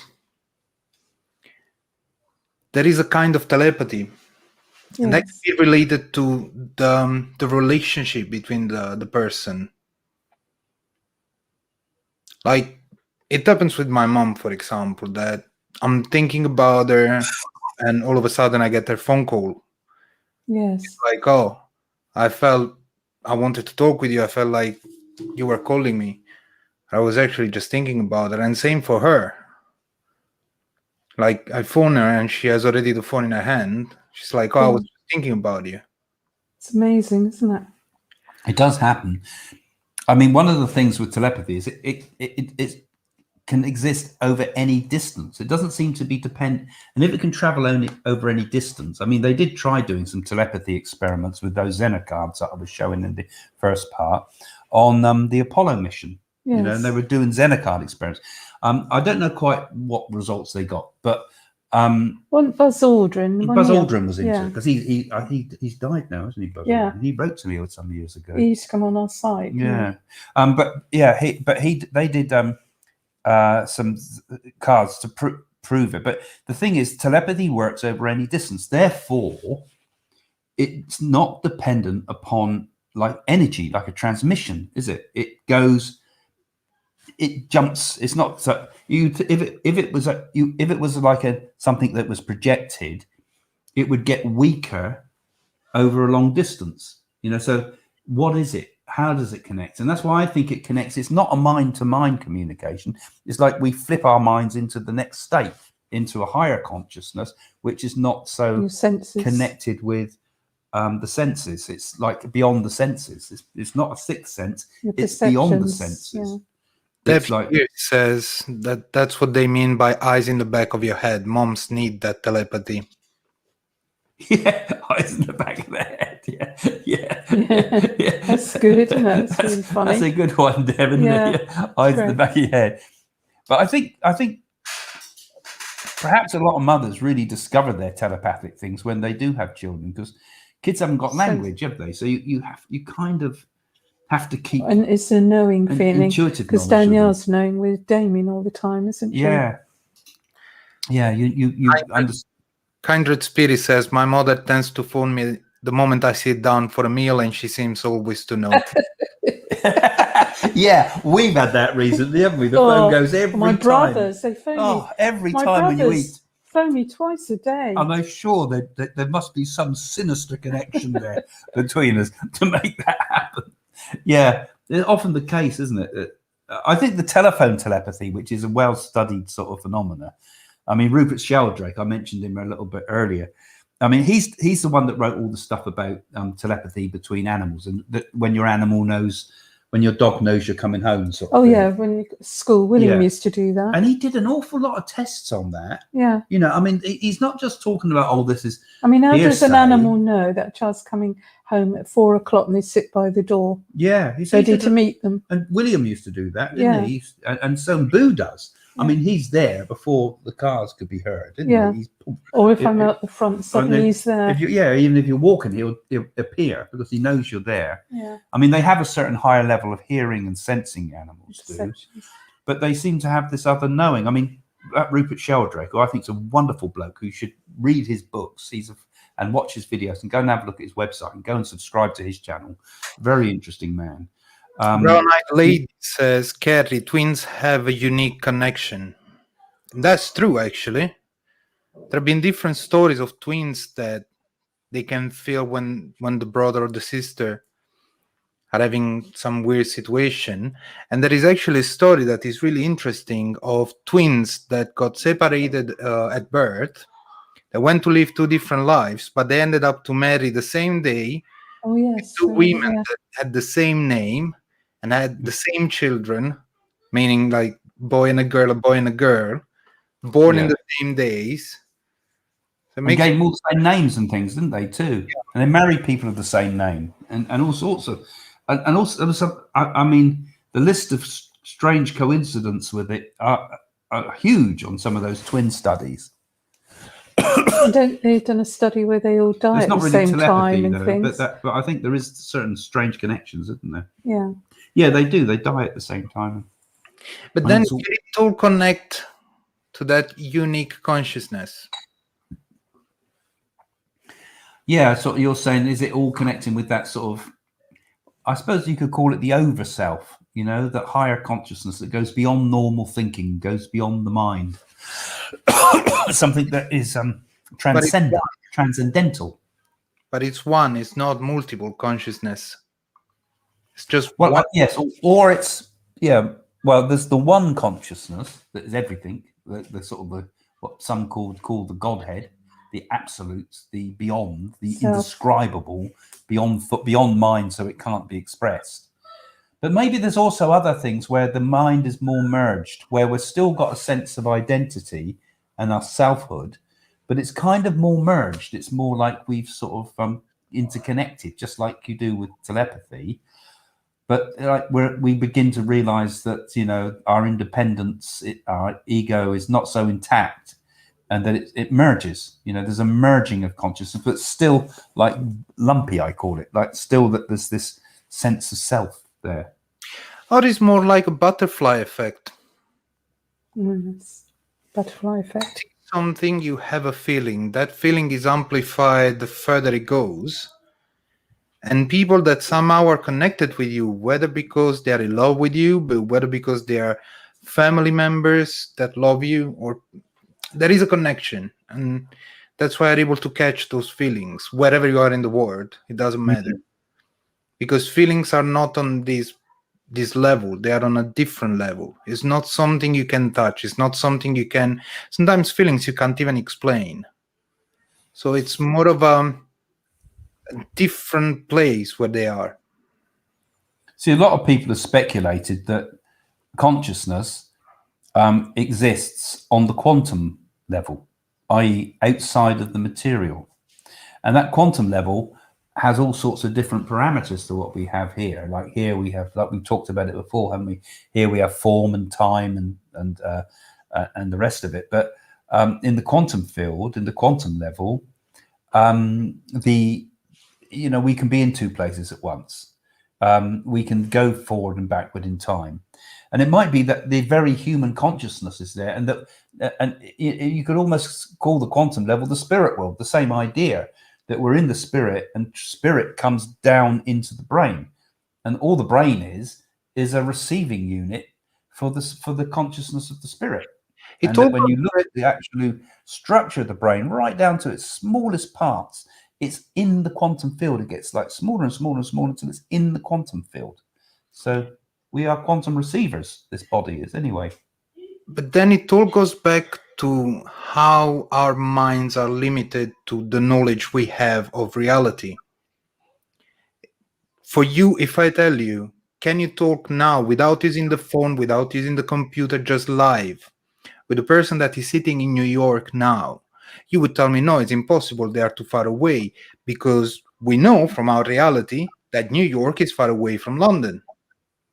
But what if on another level, where the consciousness, spirit, or whatever you want to call it, doesn't have any distance? The distance is just this reality construct, but in that other reality there is no distance. So New York and London are all sitting together. And that's why when you talk about telepathy, you are able to communicate with a person that is anywhere else in the world. Yeah, because so what you're saying is it's only our sense of limitation that stops us from doing all sorts of incredible stuff. It's like, I think if we believe in I think one of the first steps towards spiritual awakening, and particularly spiritual powers, is to believe that they are possible. I think you have to believe they're true. And I think if you can, I used to tell people a little practice thing I used to do with people in the circle.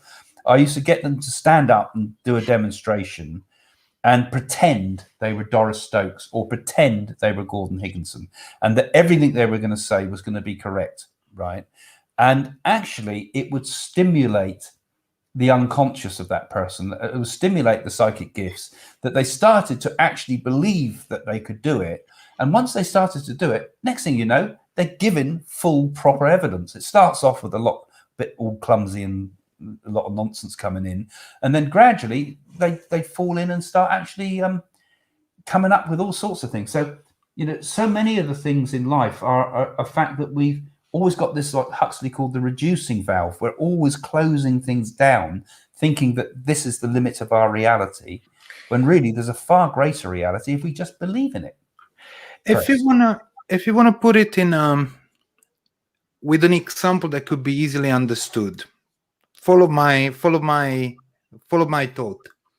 Imagine that the reality is like a computer, okay?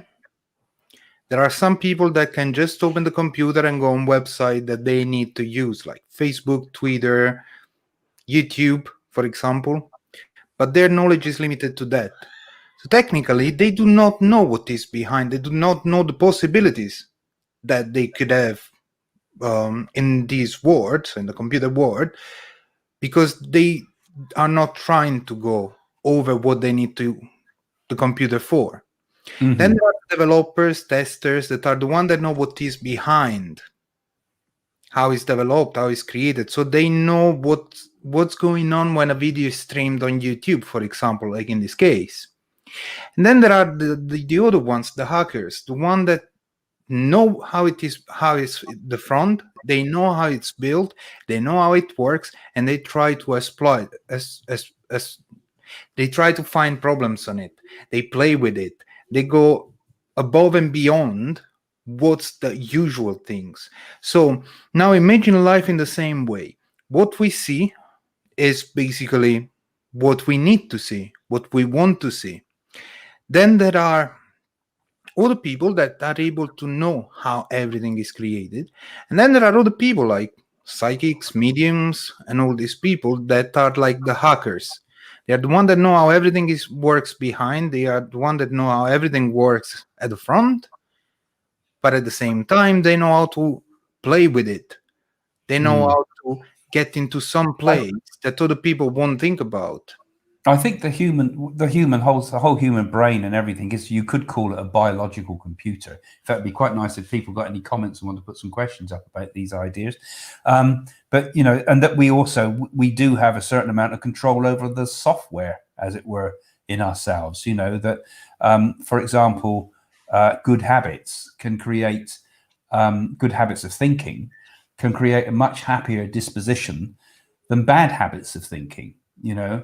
And So, We know- like you say, people can hack into things that you wouldn't thought were there. There's so much in the brain.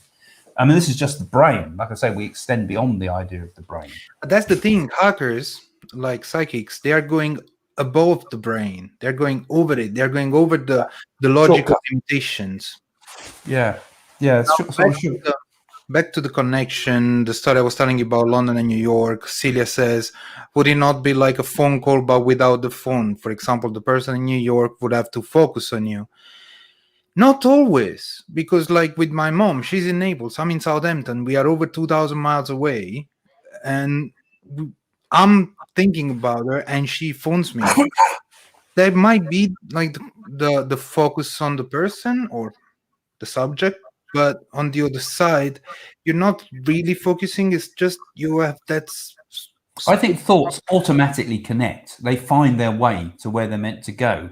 If you were to think about what the telepathic energy out there would be, there'd be all these millions of people all around just in our own neighborhood here who are all sending out thoughts, and there must be a huge jumble of thoughts. And yet, if like when you connect with your mum, or I connect with somebody on and you get or if I do a phone reading, for example, I mean, I'm instantly connected with that person, and somehow my thoughts find that person. The voice helps to make the connection, but also you just seem to connect. And next thing you know, you're connecting and telling that person all sorts of things about their life, and you've kind of connected. And it's the same with the spirit world, isn't it? When you connect with the spirit world, it's like of all the millions of people that pass into the spirit, you are able, for some reason, to be able to connect directly. And it's like we have a thought. When the need is great, it comes through.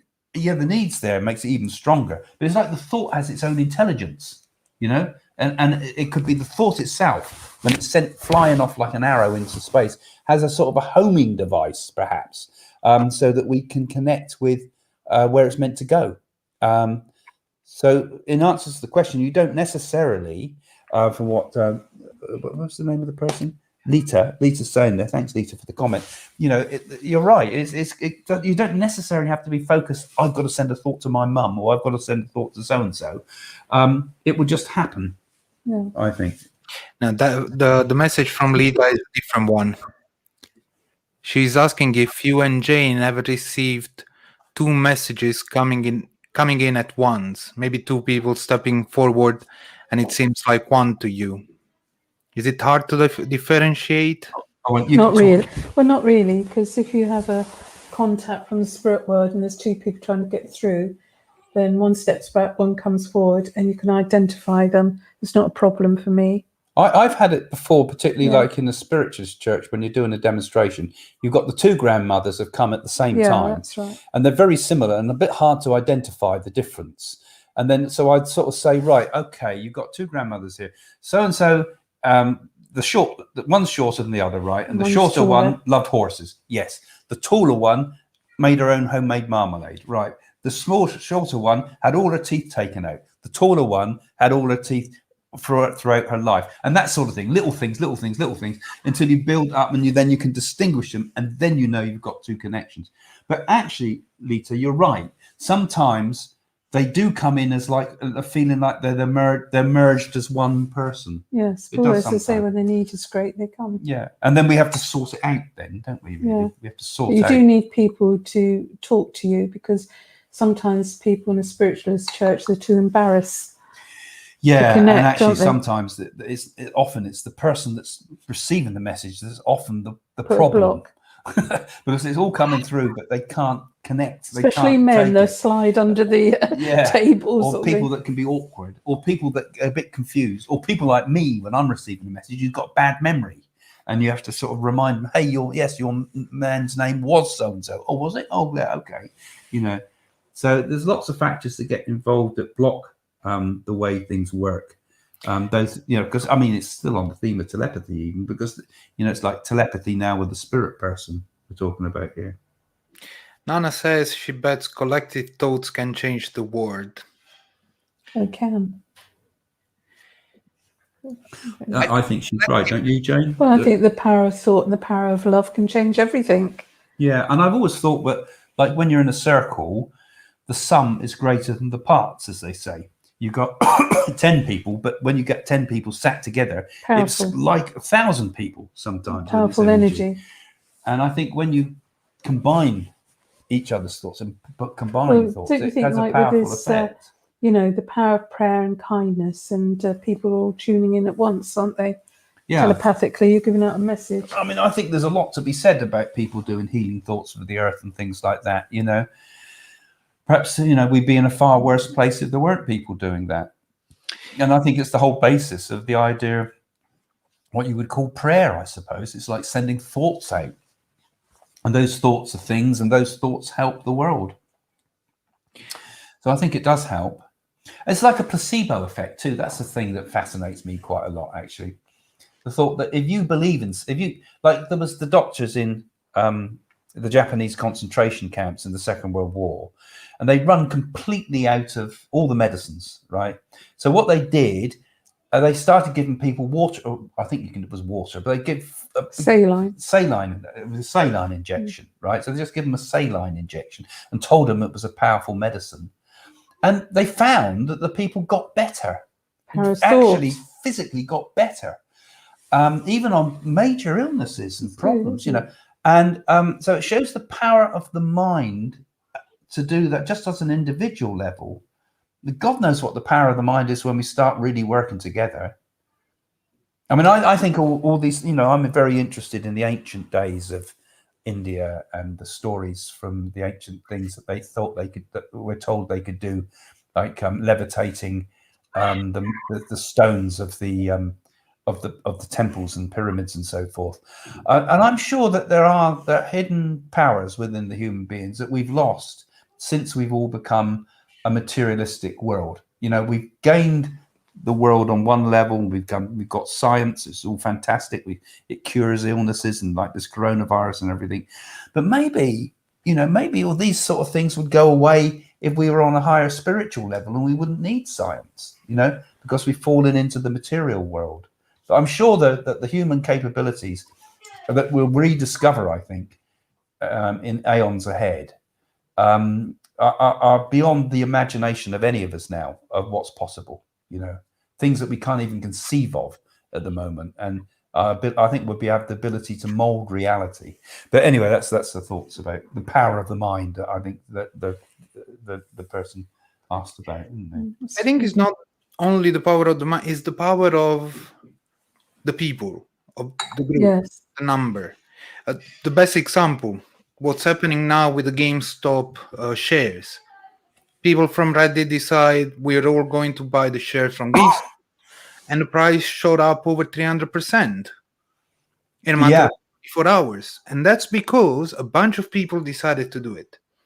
So I believe that is the common goal and working together towards that goal that brings the final result.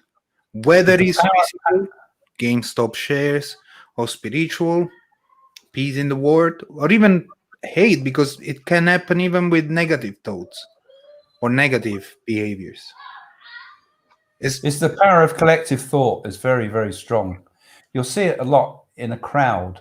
A crowd of people will gain its own consciousness. All that business that happened in the White House, you know, it's like the energy of the people was building up and building up and building up.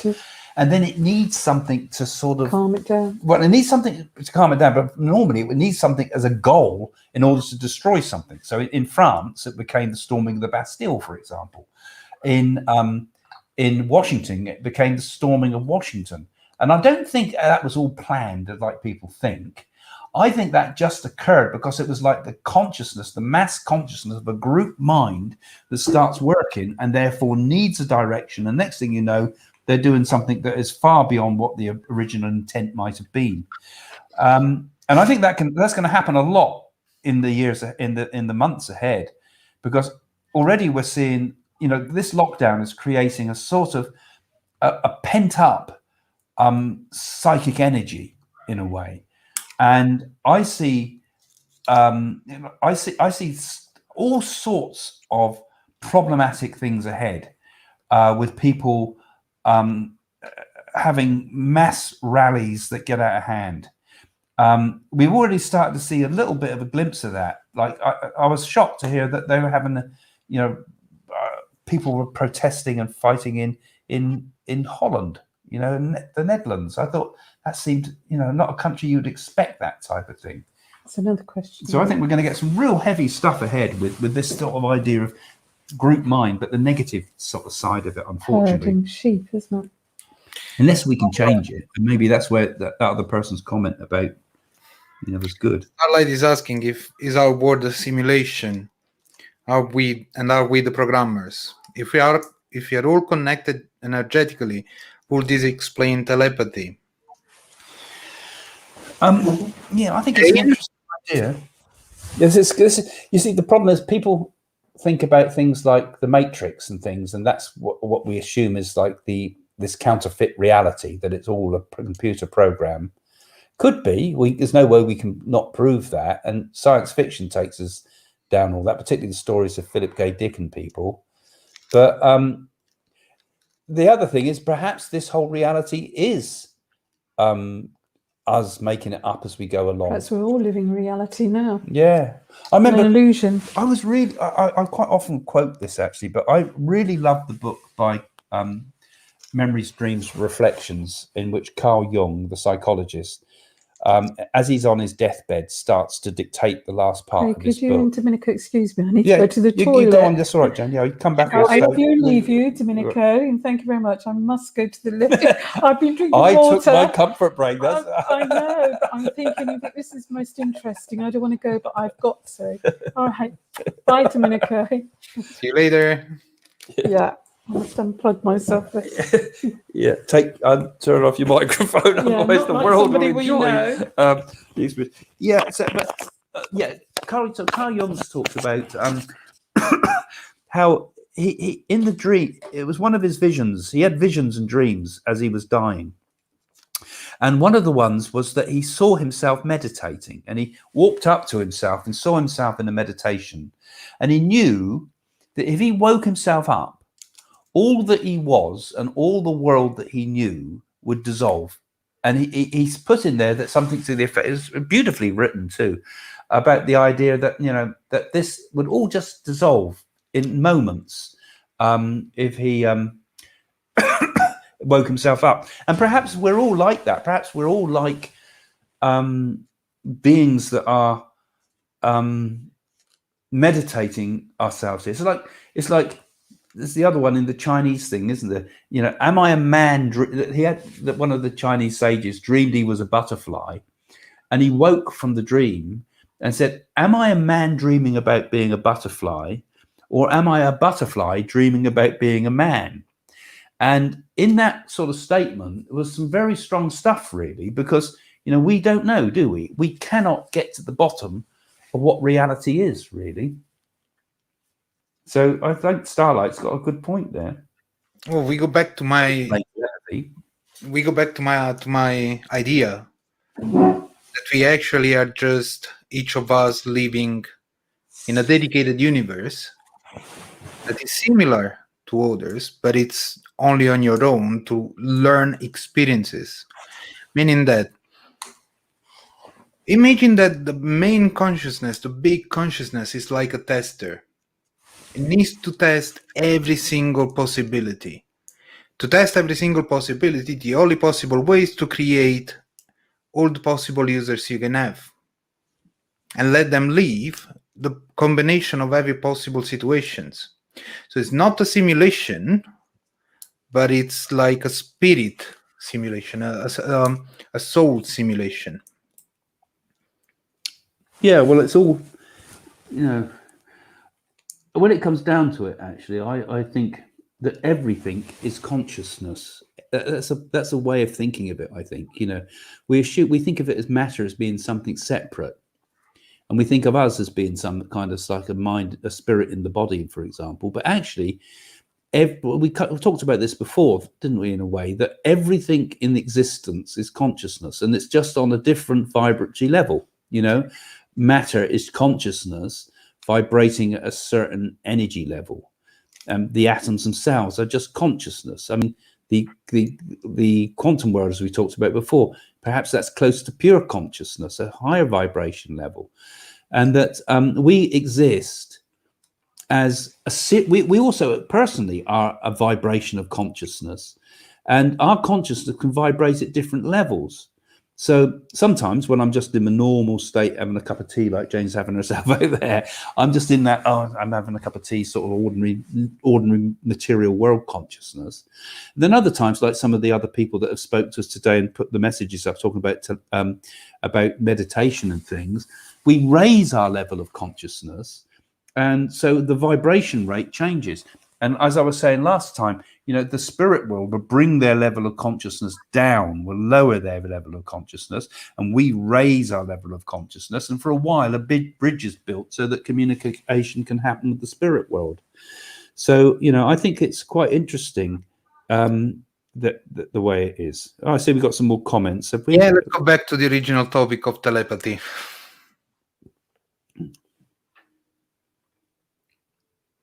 So Nana here says telepathy when you have remote viewing abilities.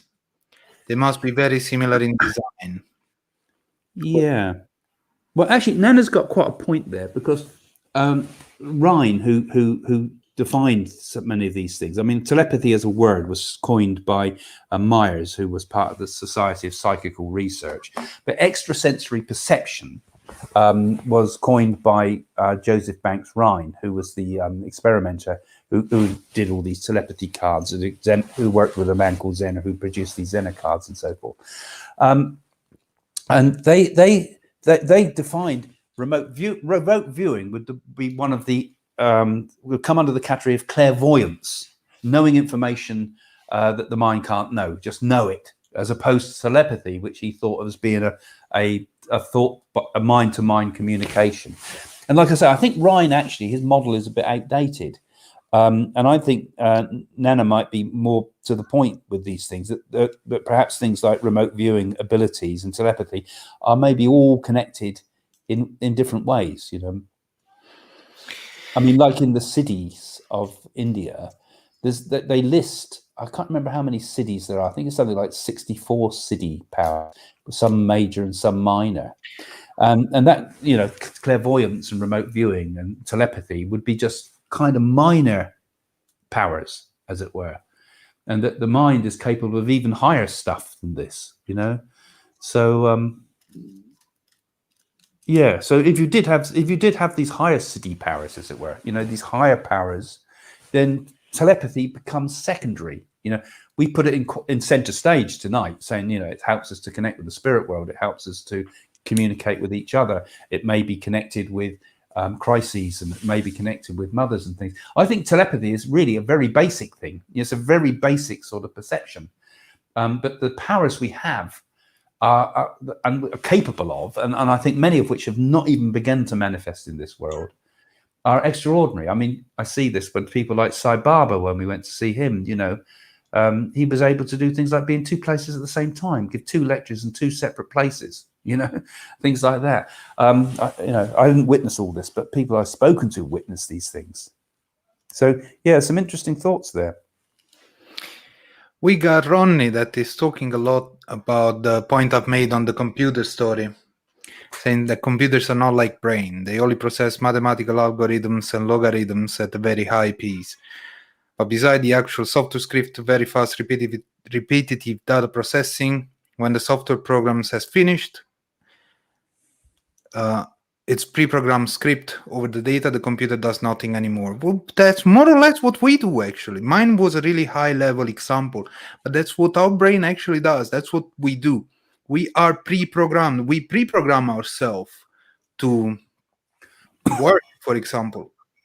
We pre-program ourselves to eat. We need to learn about eating. And then we pre-program ourselves, and these repetitive tasks that we do. Whether you eat pizza or pasta or hamburgers, you're still doing the same task over and over, and the data is different. The other point he was putting is computers have no desire, no wishes, no sense, and no any kind of deciding, nor the desire to decide over anything or anyone. Well, that's not exactly true. If we go into AI systems, they have the power to decide. And actually, a lot of software, even if you don't see, because from the front end you won't be able to see it. They're actually making decision for you based on data. But it's what even we do. We make decisions based on data. We don't make decisions just because we want to. And who can tell us that emotions, desires, wishes, senses are not only pre-programmed stuff in our brain? And that I think Ronnie's got an interesting point there, though, because what he's basically saying is that computers aren't conscious. They're not conscious beings, and they don't appear to have consciousness. And I argue that we have consciousness, and it's a bit like that. Some would say consciousness is a complete illusion. I mean, others would say, the film materialists would say, but I think we have. Not only do we have consciousness, but we also have. It's like we've been playing with a computer, and we've forgotten that we started to think we are the computer. We're not the computer, but we got so sucked into it, we got lost, and we got stuck in the programming of the computer, which is basically behavior, right? Okay. So if we can pull ourselves back from behavior, it's behavior, which is the functions of the body that holds us into this frame, but we are also transcendent beings that go beyond human or normal behavior. But then we get real materialists would argue strongly against what I've just said there. Yeah, but then we get to the point that I was just saying. If we are able to get off our normal thoughts, if we are able to understand that the reality we live around is just one kind of reality, and there are multiple other type of realities out there, that's when we move away from what we are or what we look like. Plus, we have consciousness. As you said, somebody says it's not true, somebody says it's true, but again, how can you prove that? And the same way you used to prove consciousness, I can use it to prove the computer have consciousness. Yeah, I can't prove to you that I'm conscious, but to me it's self-evident. And you can't prove to me you even exist, but to you it's self-evident. No, and I think that's the case. I mean, I see consciousness is not. Consciousness is different to what I would call awareness. Awareness is like an interaction with the environment. We can prove a person's awake, or we can prove a person's alive, for example, by their awareness. But there's something more, which I call consciousness, which is kind of more than awareness. It's tied in with awareness, but it's also tied in with this sense of being. Awareness is one thing, but there's also this other thing that comes with it, which is being. I mean, I have a sense of being. I'm not just aware of being. I know I am. That is my sense of being. I know that. And that's self-evident. And I am conscious. And I know that's the case. It's self-evident. And my consciousness can change. Like I can go to sleep and my consciousness is not there, but my sense of being is still there. So, like I say, it's not about just being able to, how do we measure those things? How can you measure the fact that a person is being? Can we measure being? I know these things get quite twisted, and I don't know if we can ever get to the bottom of these things, because these things are kind of beyond rationality and are more like a sense of just knowing these things, But then again, don't know if anybody got any other comments. Please put them in. Yeah, I'll give you the comment. I just want to put the last point. That is, how can you prove that this consciousness, this feeling of being, is not pre-programmed in your brain? You can't. But you can prove it when you're dead. Because if your sense of being and your sense of consciousness persists, you'll be able to say to yourself, if you can still think in those ways, you can say, that body was just the housing of my spirit, and I took it off like an overcoat, and here I am in the spirit.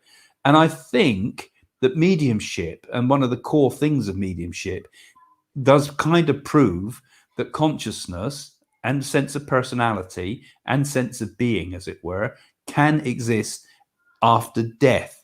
And that's why I think what we do as mediums is more, or should be more, than just giving comfort to the bereaved, but also should awaken us to the whole concept of, my God, if we can prove, life continues after death, that there's huge questions for what we should be doing with our life.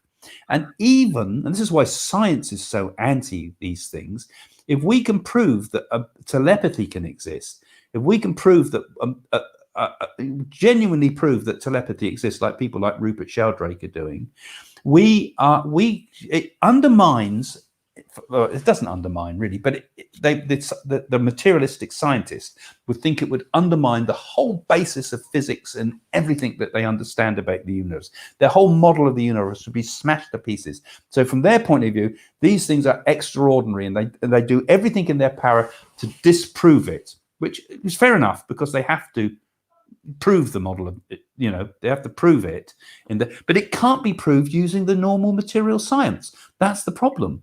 But the proofs that we give, almost like the same types of proofs where you give evidence in court of something, the proofs we give through mediumship do suggest that life continues after death, do suggest that mediumship works, do suggest that we can be telepathic.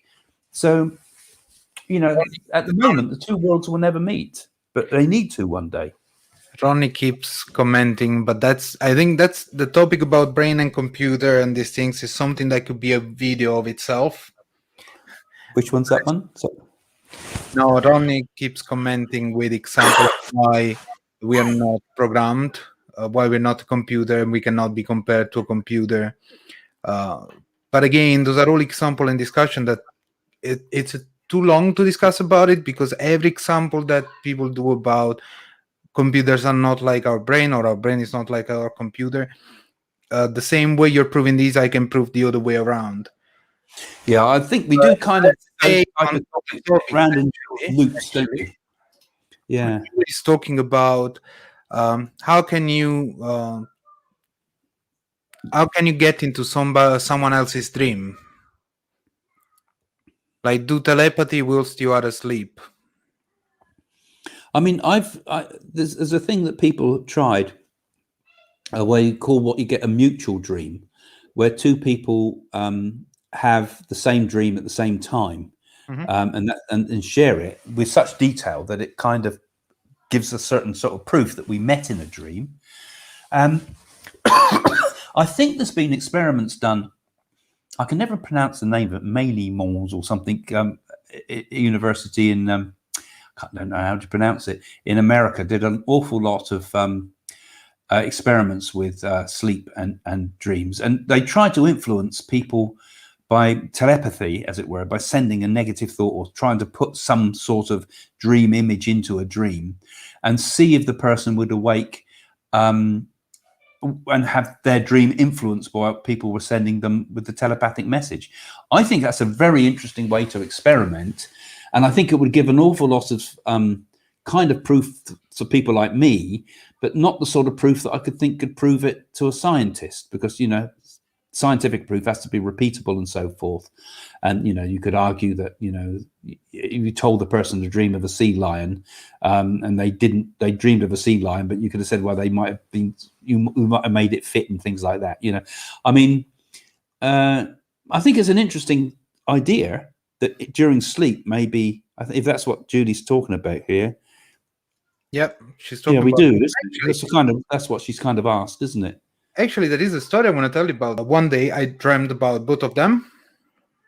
I remember that we were in our rehearsal, we were playing something like that.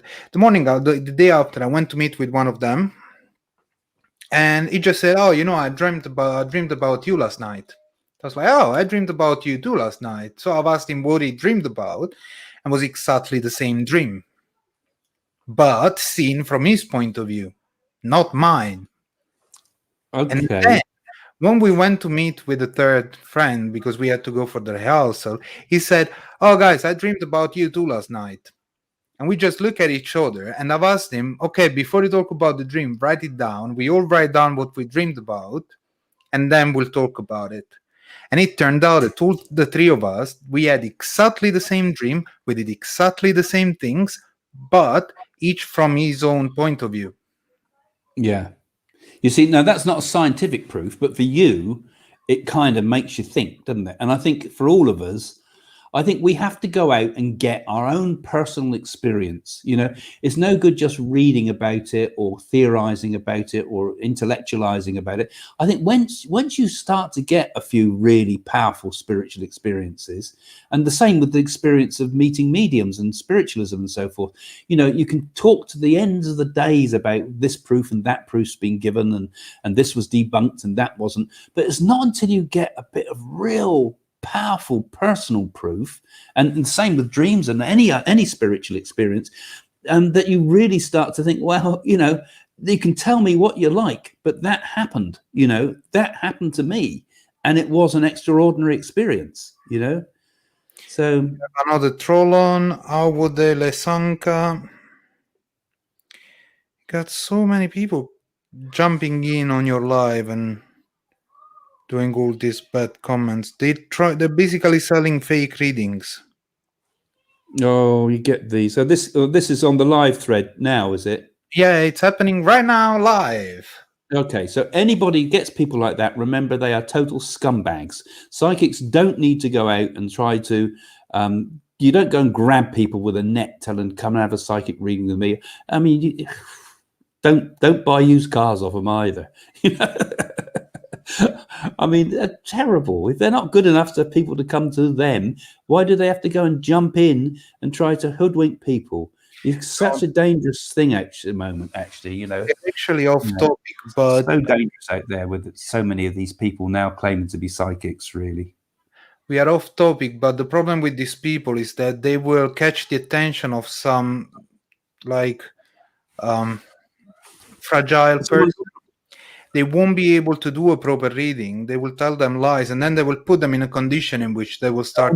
They just start. I mean, we had one fake psychic. Well, one girl that Jane helped, actually, was a story, and this girl was told that if she wanted her boyfriend to come back, she had to burn these magic candles, right?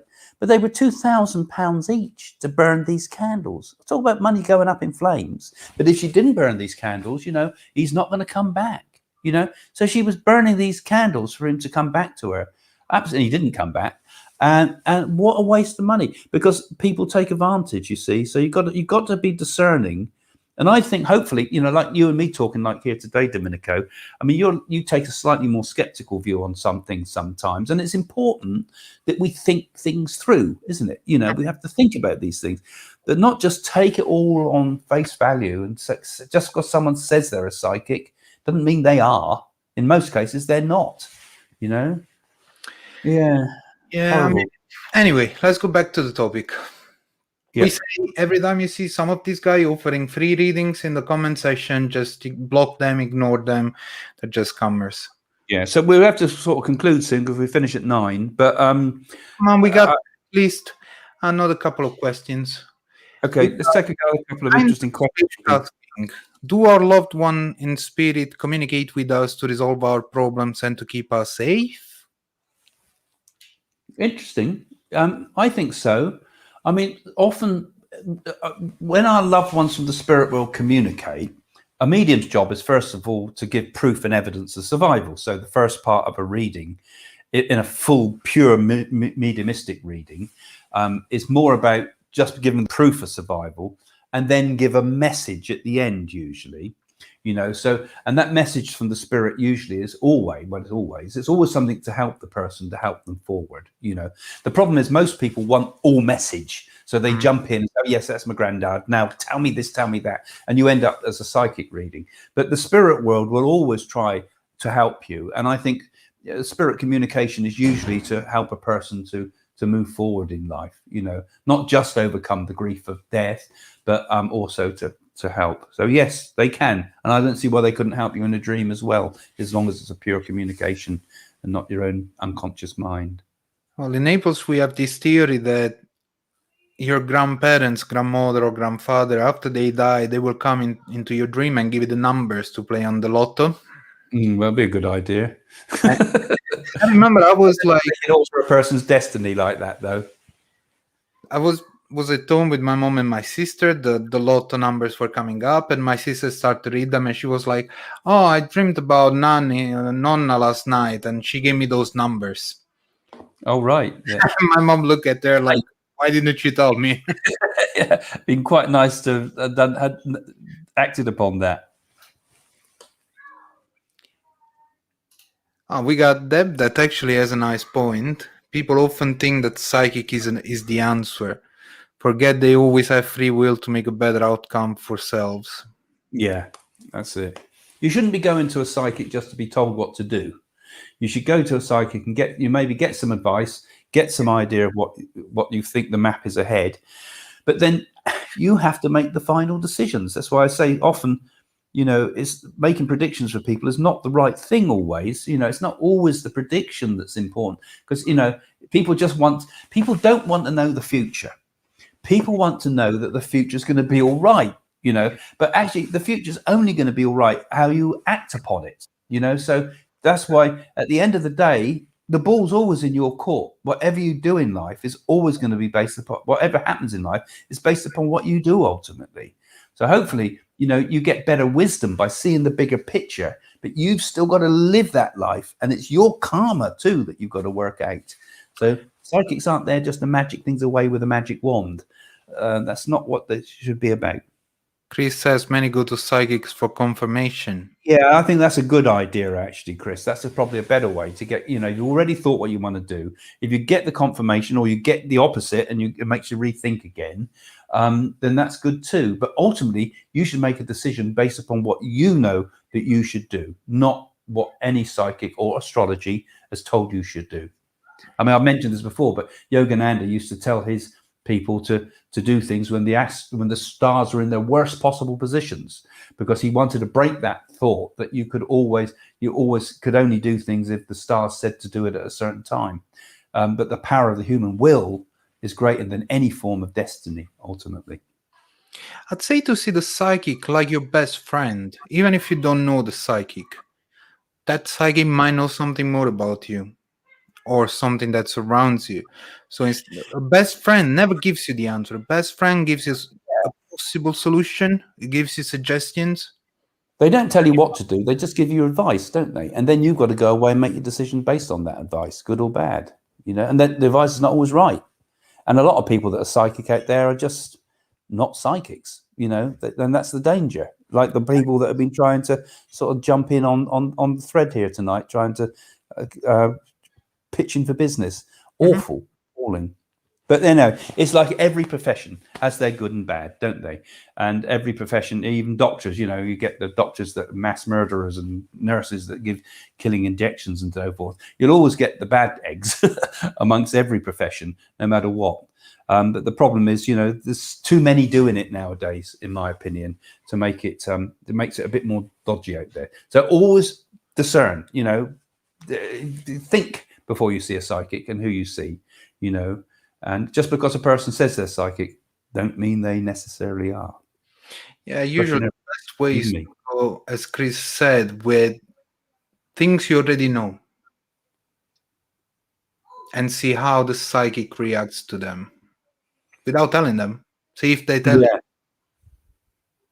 If they don't, there might be some problem. Maybe you didn't open. But as you said before, if you arrive too much as a skeptic in front of psychic, you're not opening yourself, and you create a wall. Yeah, like as Chris there saying again, a true medium doesn't just tell you what you want to hear. You have to feel the connection. It's very true. You don't want to just go to hear what, a lot of people do. They almost try and they come to you for a reading sometimes, and they're almost trying to force you to tell you that that's what they want to hear. And they can sometimes manipulate the medium because they're bombarding them with this telepathic, he loves me, doesn't he? He really does love me. No, he doesn't. So that you've got to be a bit cautious. Always when people just telling you what you want to hear, they should give you good advice, I mean, Kim's there saying, how do you know a true medium? I think that's very hard to find that, actually. You have to judge them on their evidence, their proof. Can they give proof? Can they give evidence? Not just anybody can tell you what the future's going to be. They could just make it up, couldn't they? But if they first told you things about your life they couldn't possibly know, then you know you've probably got the real deal, you know, but not just someone that just instantly goes off telling you a lot of any old thing, you know. Yeah. Nana is asking, can psychics see two eventful outcomes? Ask this because of free will, but then free will is only two outcomes, is infinite outcomes. They see the map, but your choices will decide what path you're going to take. You know, it's not going to just all be hunky-dory in everybody's life. It's not. You've got to make decisions based upon sometimes difficult choices, you know, and you can't sort of go and see a psychic and then sort of that all your responsibility's gone because you're going to do what the psychic says. You're probably going to end up in some worse difficulty. You've still got to have personal responsibility. This is the key. You've got to have take personal responsibility for your life. And guidance you get from the spirit world, guidance you get from a psychic insight, guidance you might get from astrology, all very helpful, but they can't do it for you. You've got to develop wisdom in this life and learn to travel the paths of life based upon what you know to be the right thing. And all of us have a fantastic psychic with us all the time, our own inner conscience, our own inner intuition that will often guide you. If you just look within, it will guide you sometimes. I was just looking at Boo down here. Anyway, I think we better conclude now, Dominico. Yep. So thanks to you all, guys. Yeah. I hope you like the second stage of the talks too. You know, this is just like us talking after the show. But sometimes it brings up some interesting ideas. And I hope you liked it. Yeah, I think we need to do more of these telepathy exercises. Yes, I think telepathy. We could almost have a little regular spot each week, couldn't we? Or once a month, like Jane said. Yeah, people like like that. Fun to do. Maybe a little psychic test each week. Yeah, to conclude something. Yeah, at the end of the month. Yeah, and who passed the exercise with a certificate. Dream experiments and things like that, and then pick up next week. Okay, well, we're going to say bye now. Yep. Have a lovely weekend, people, and enjoy your night or day or morning. Good night. Ciao.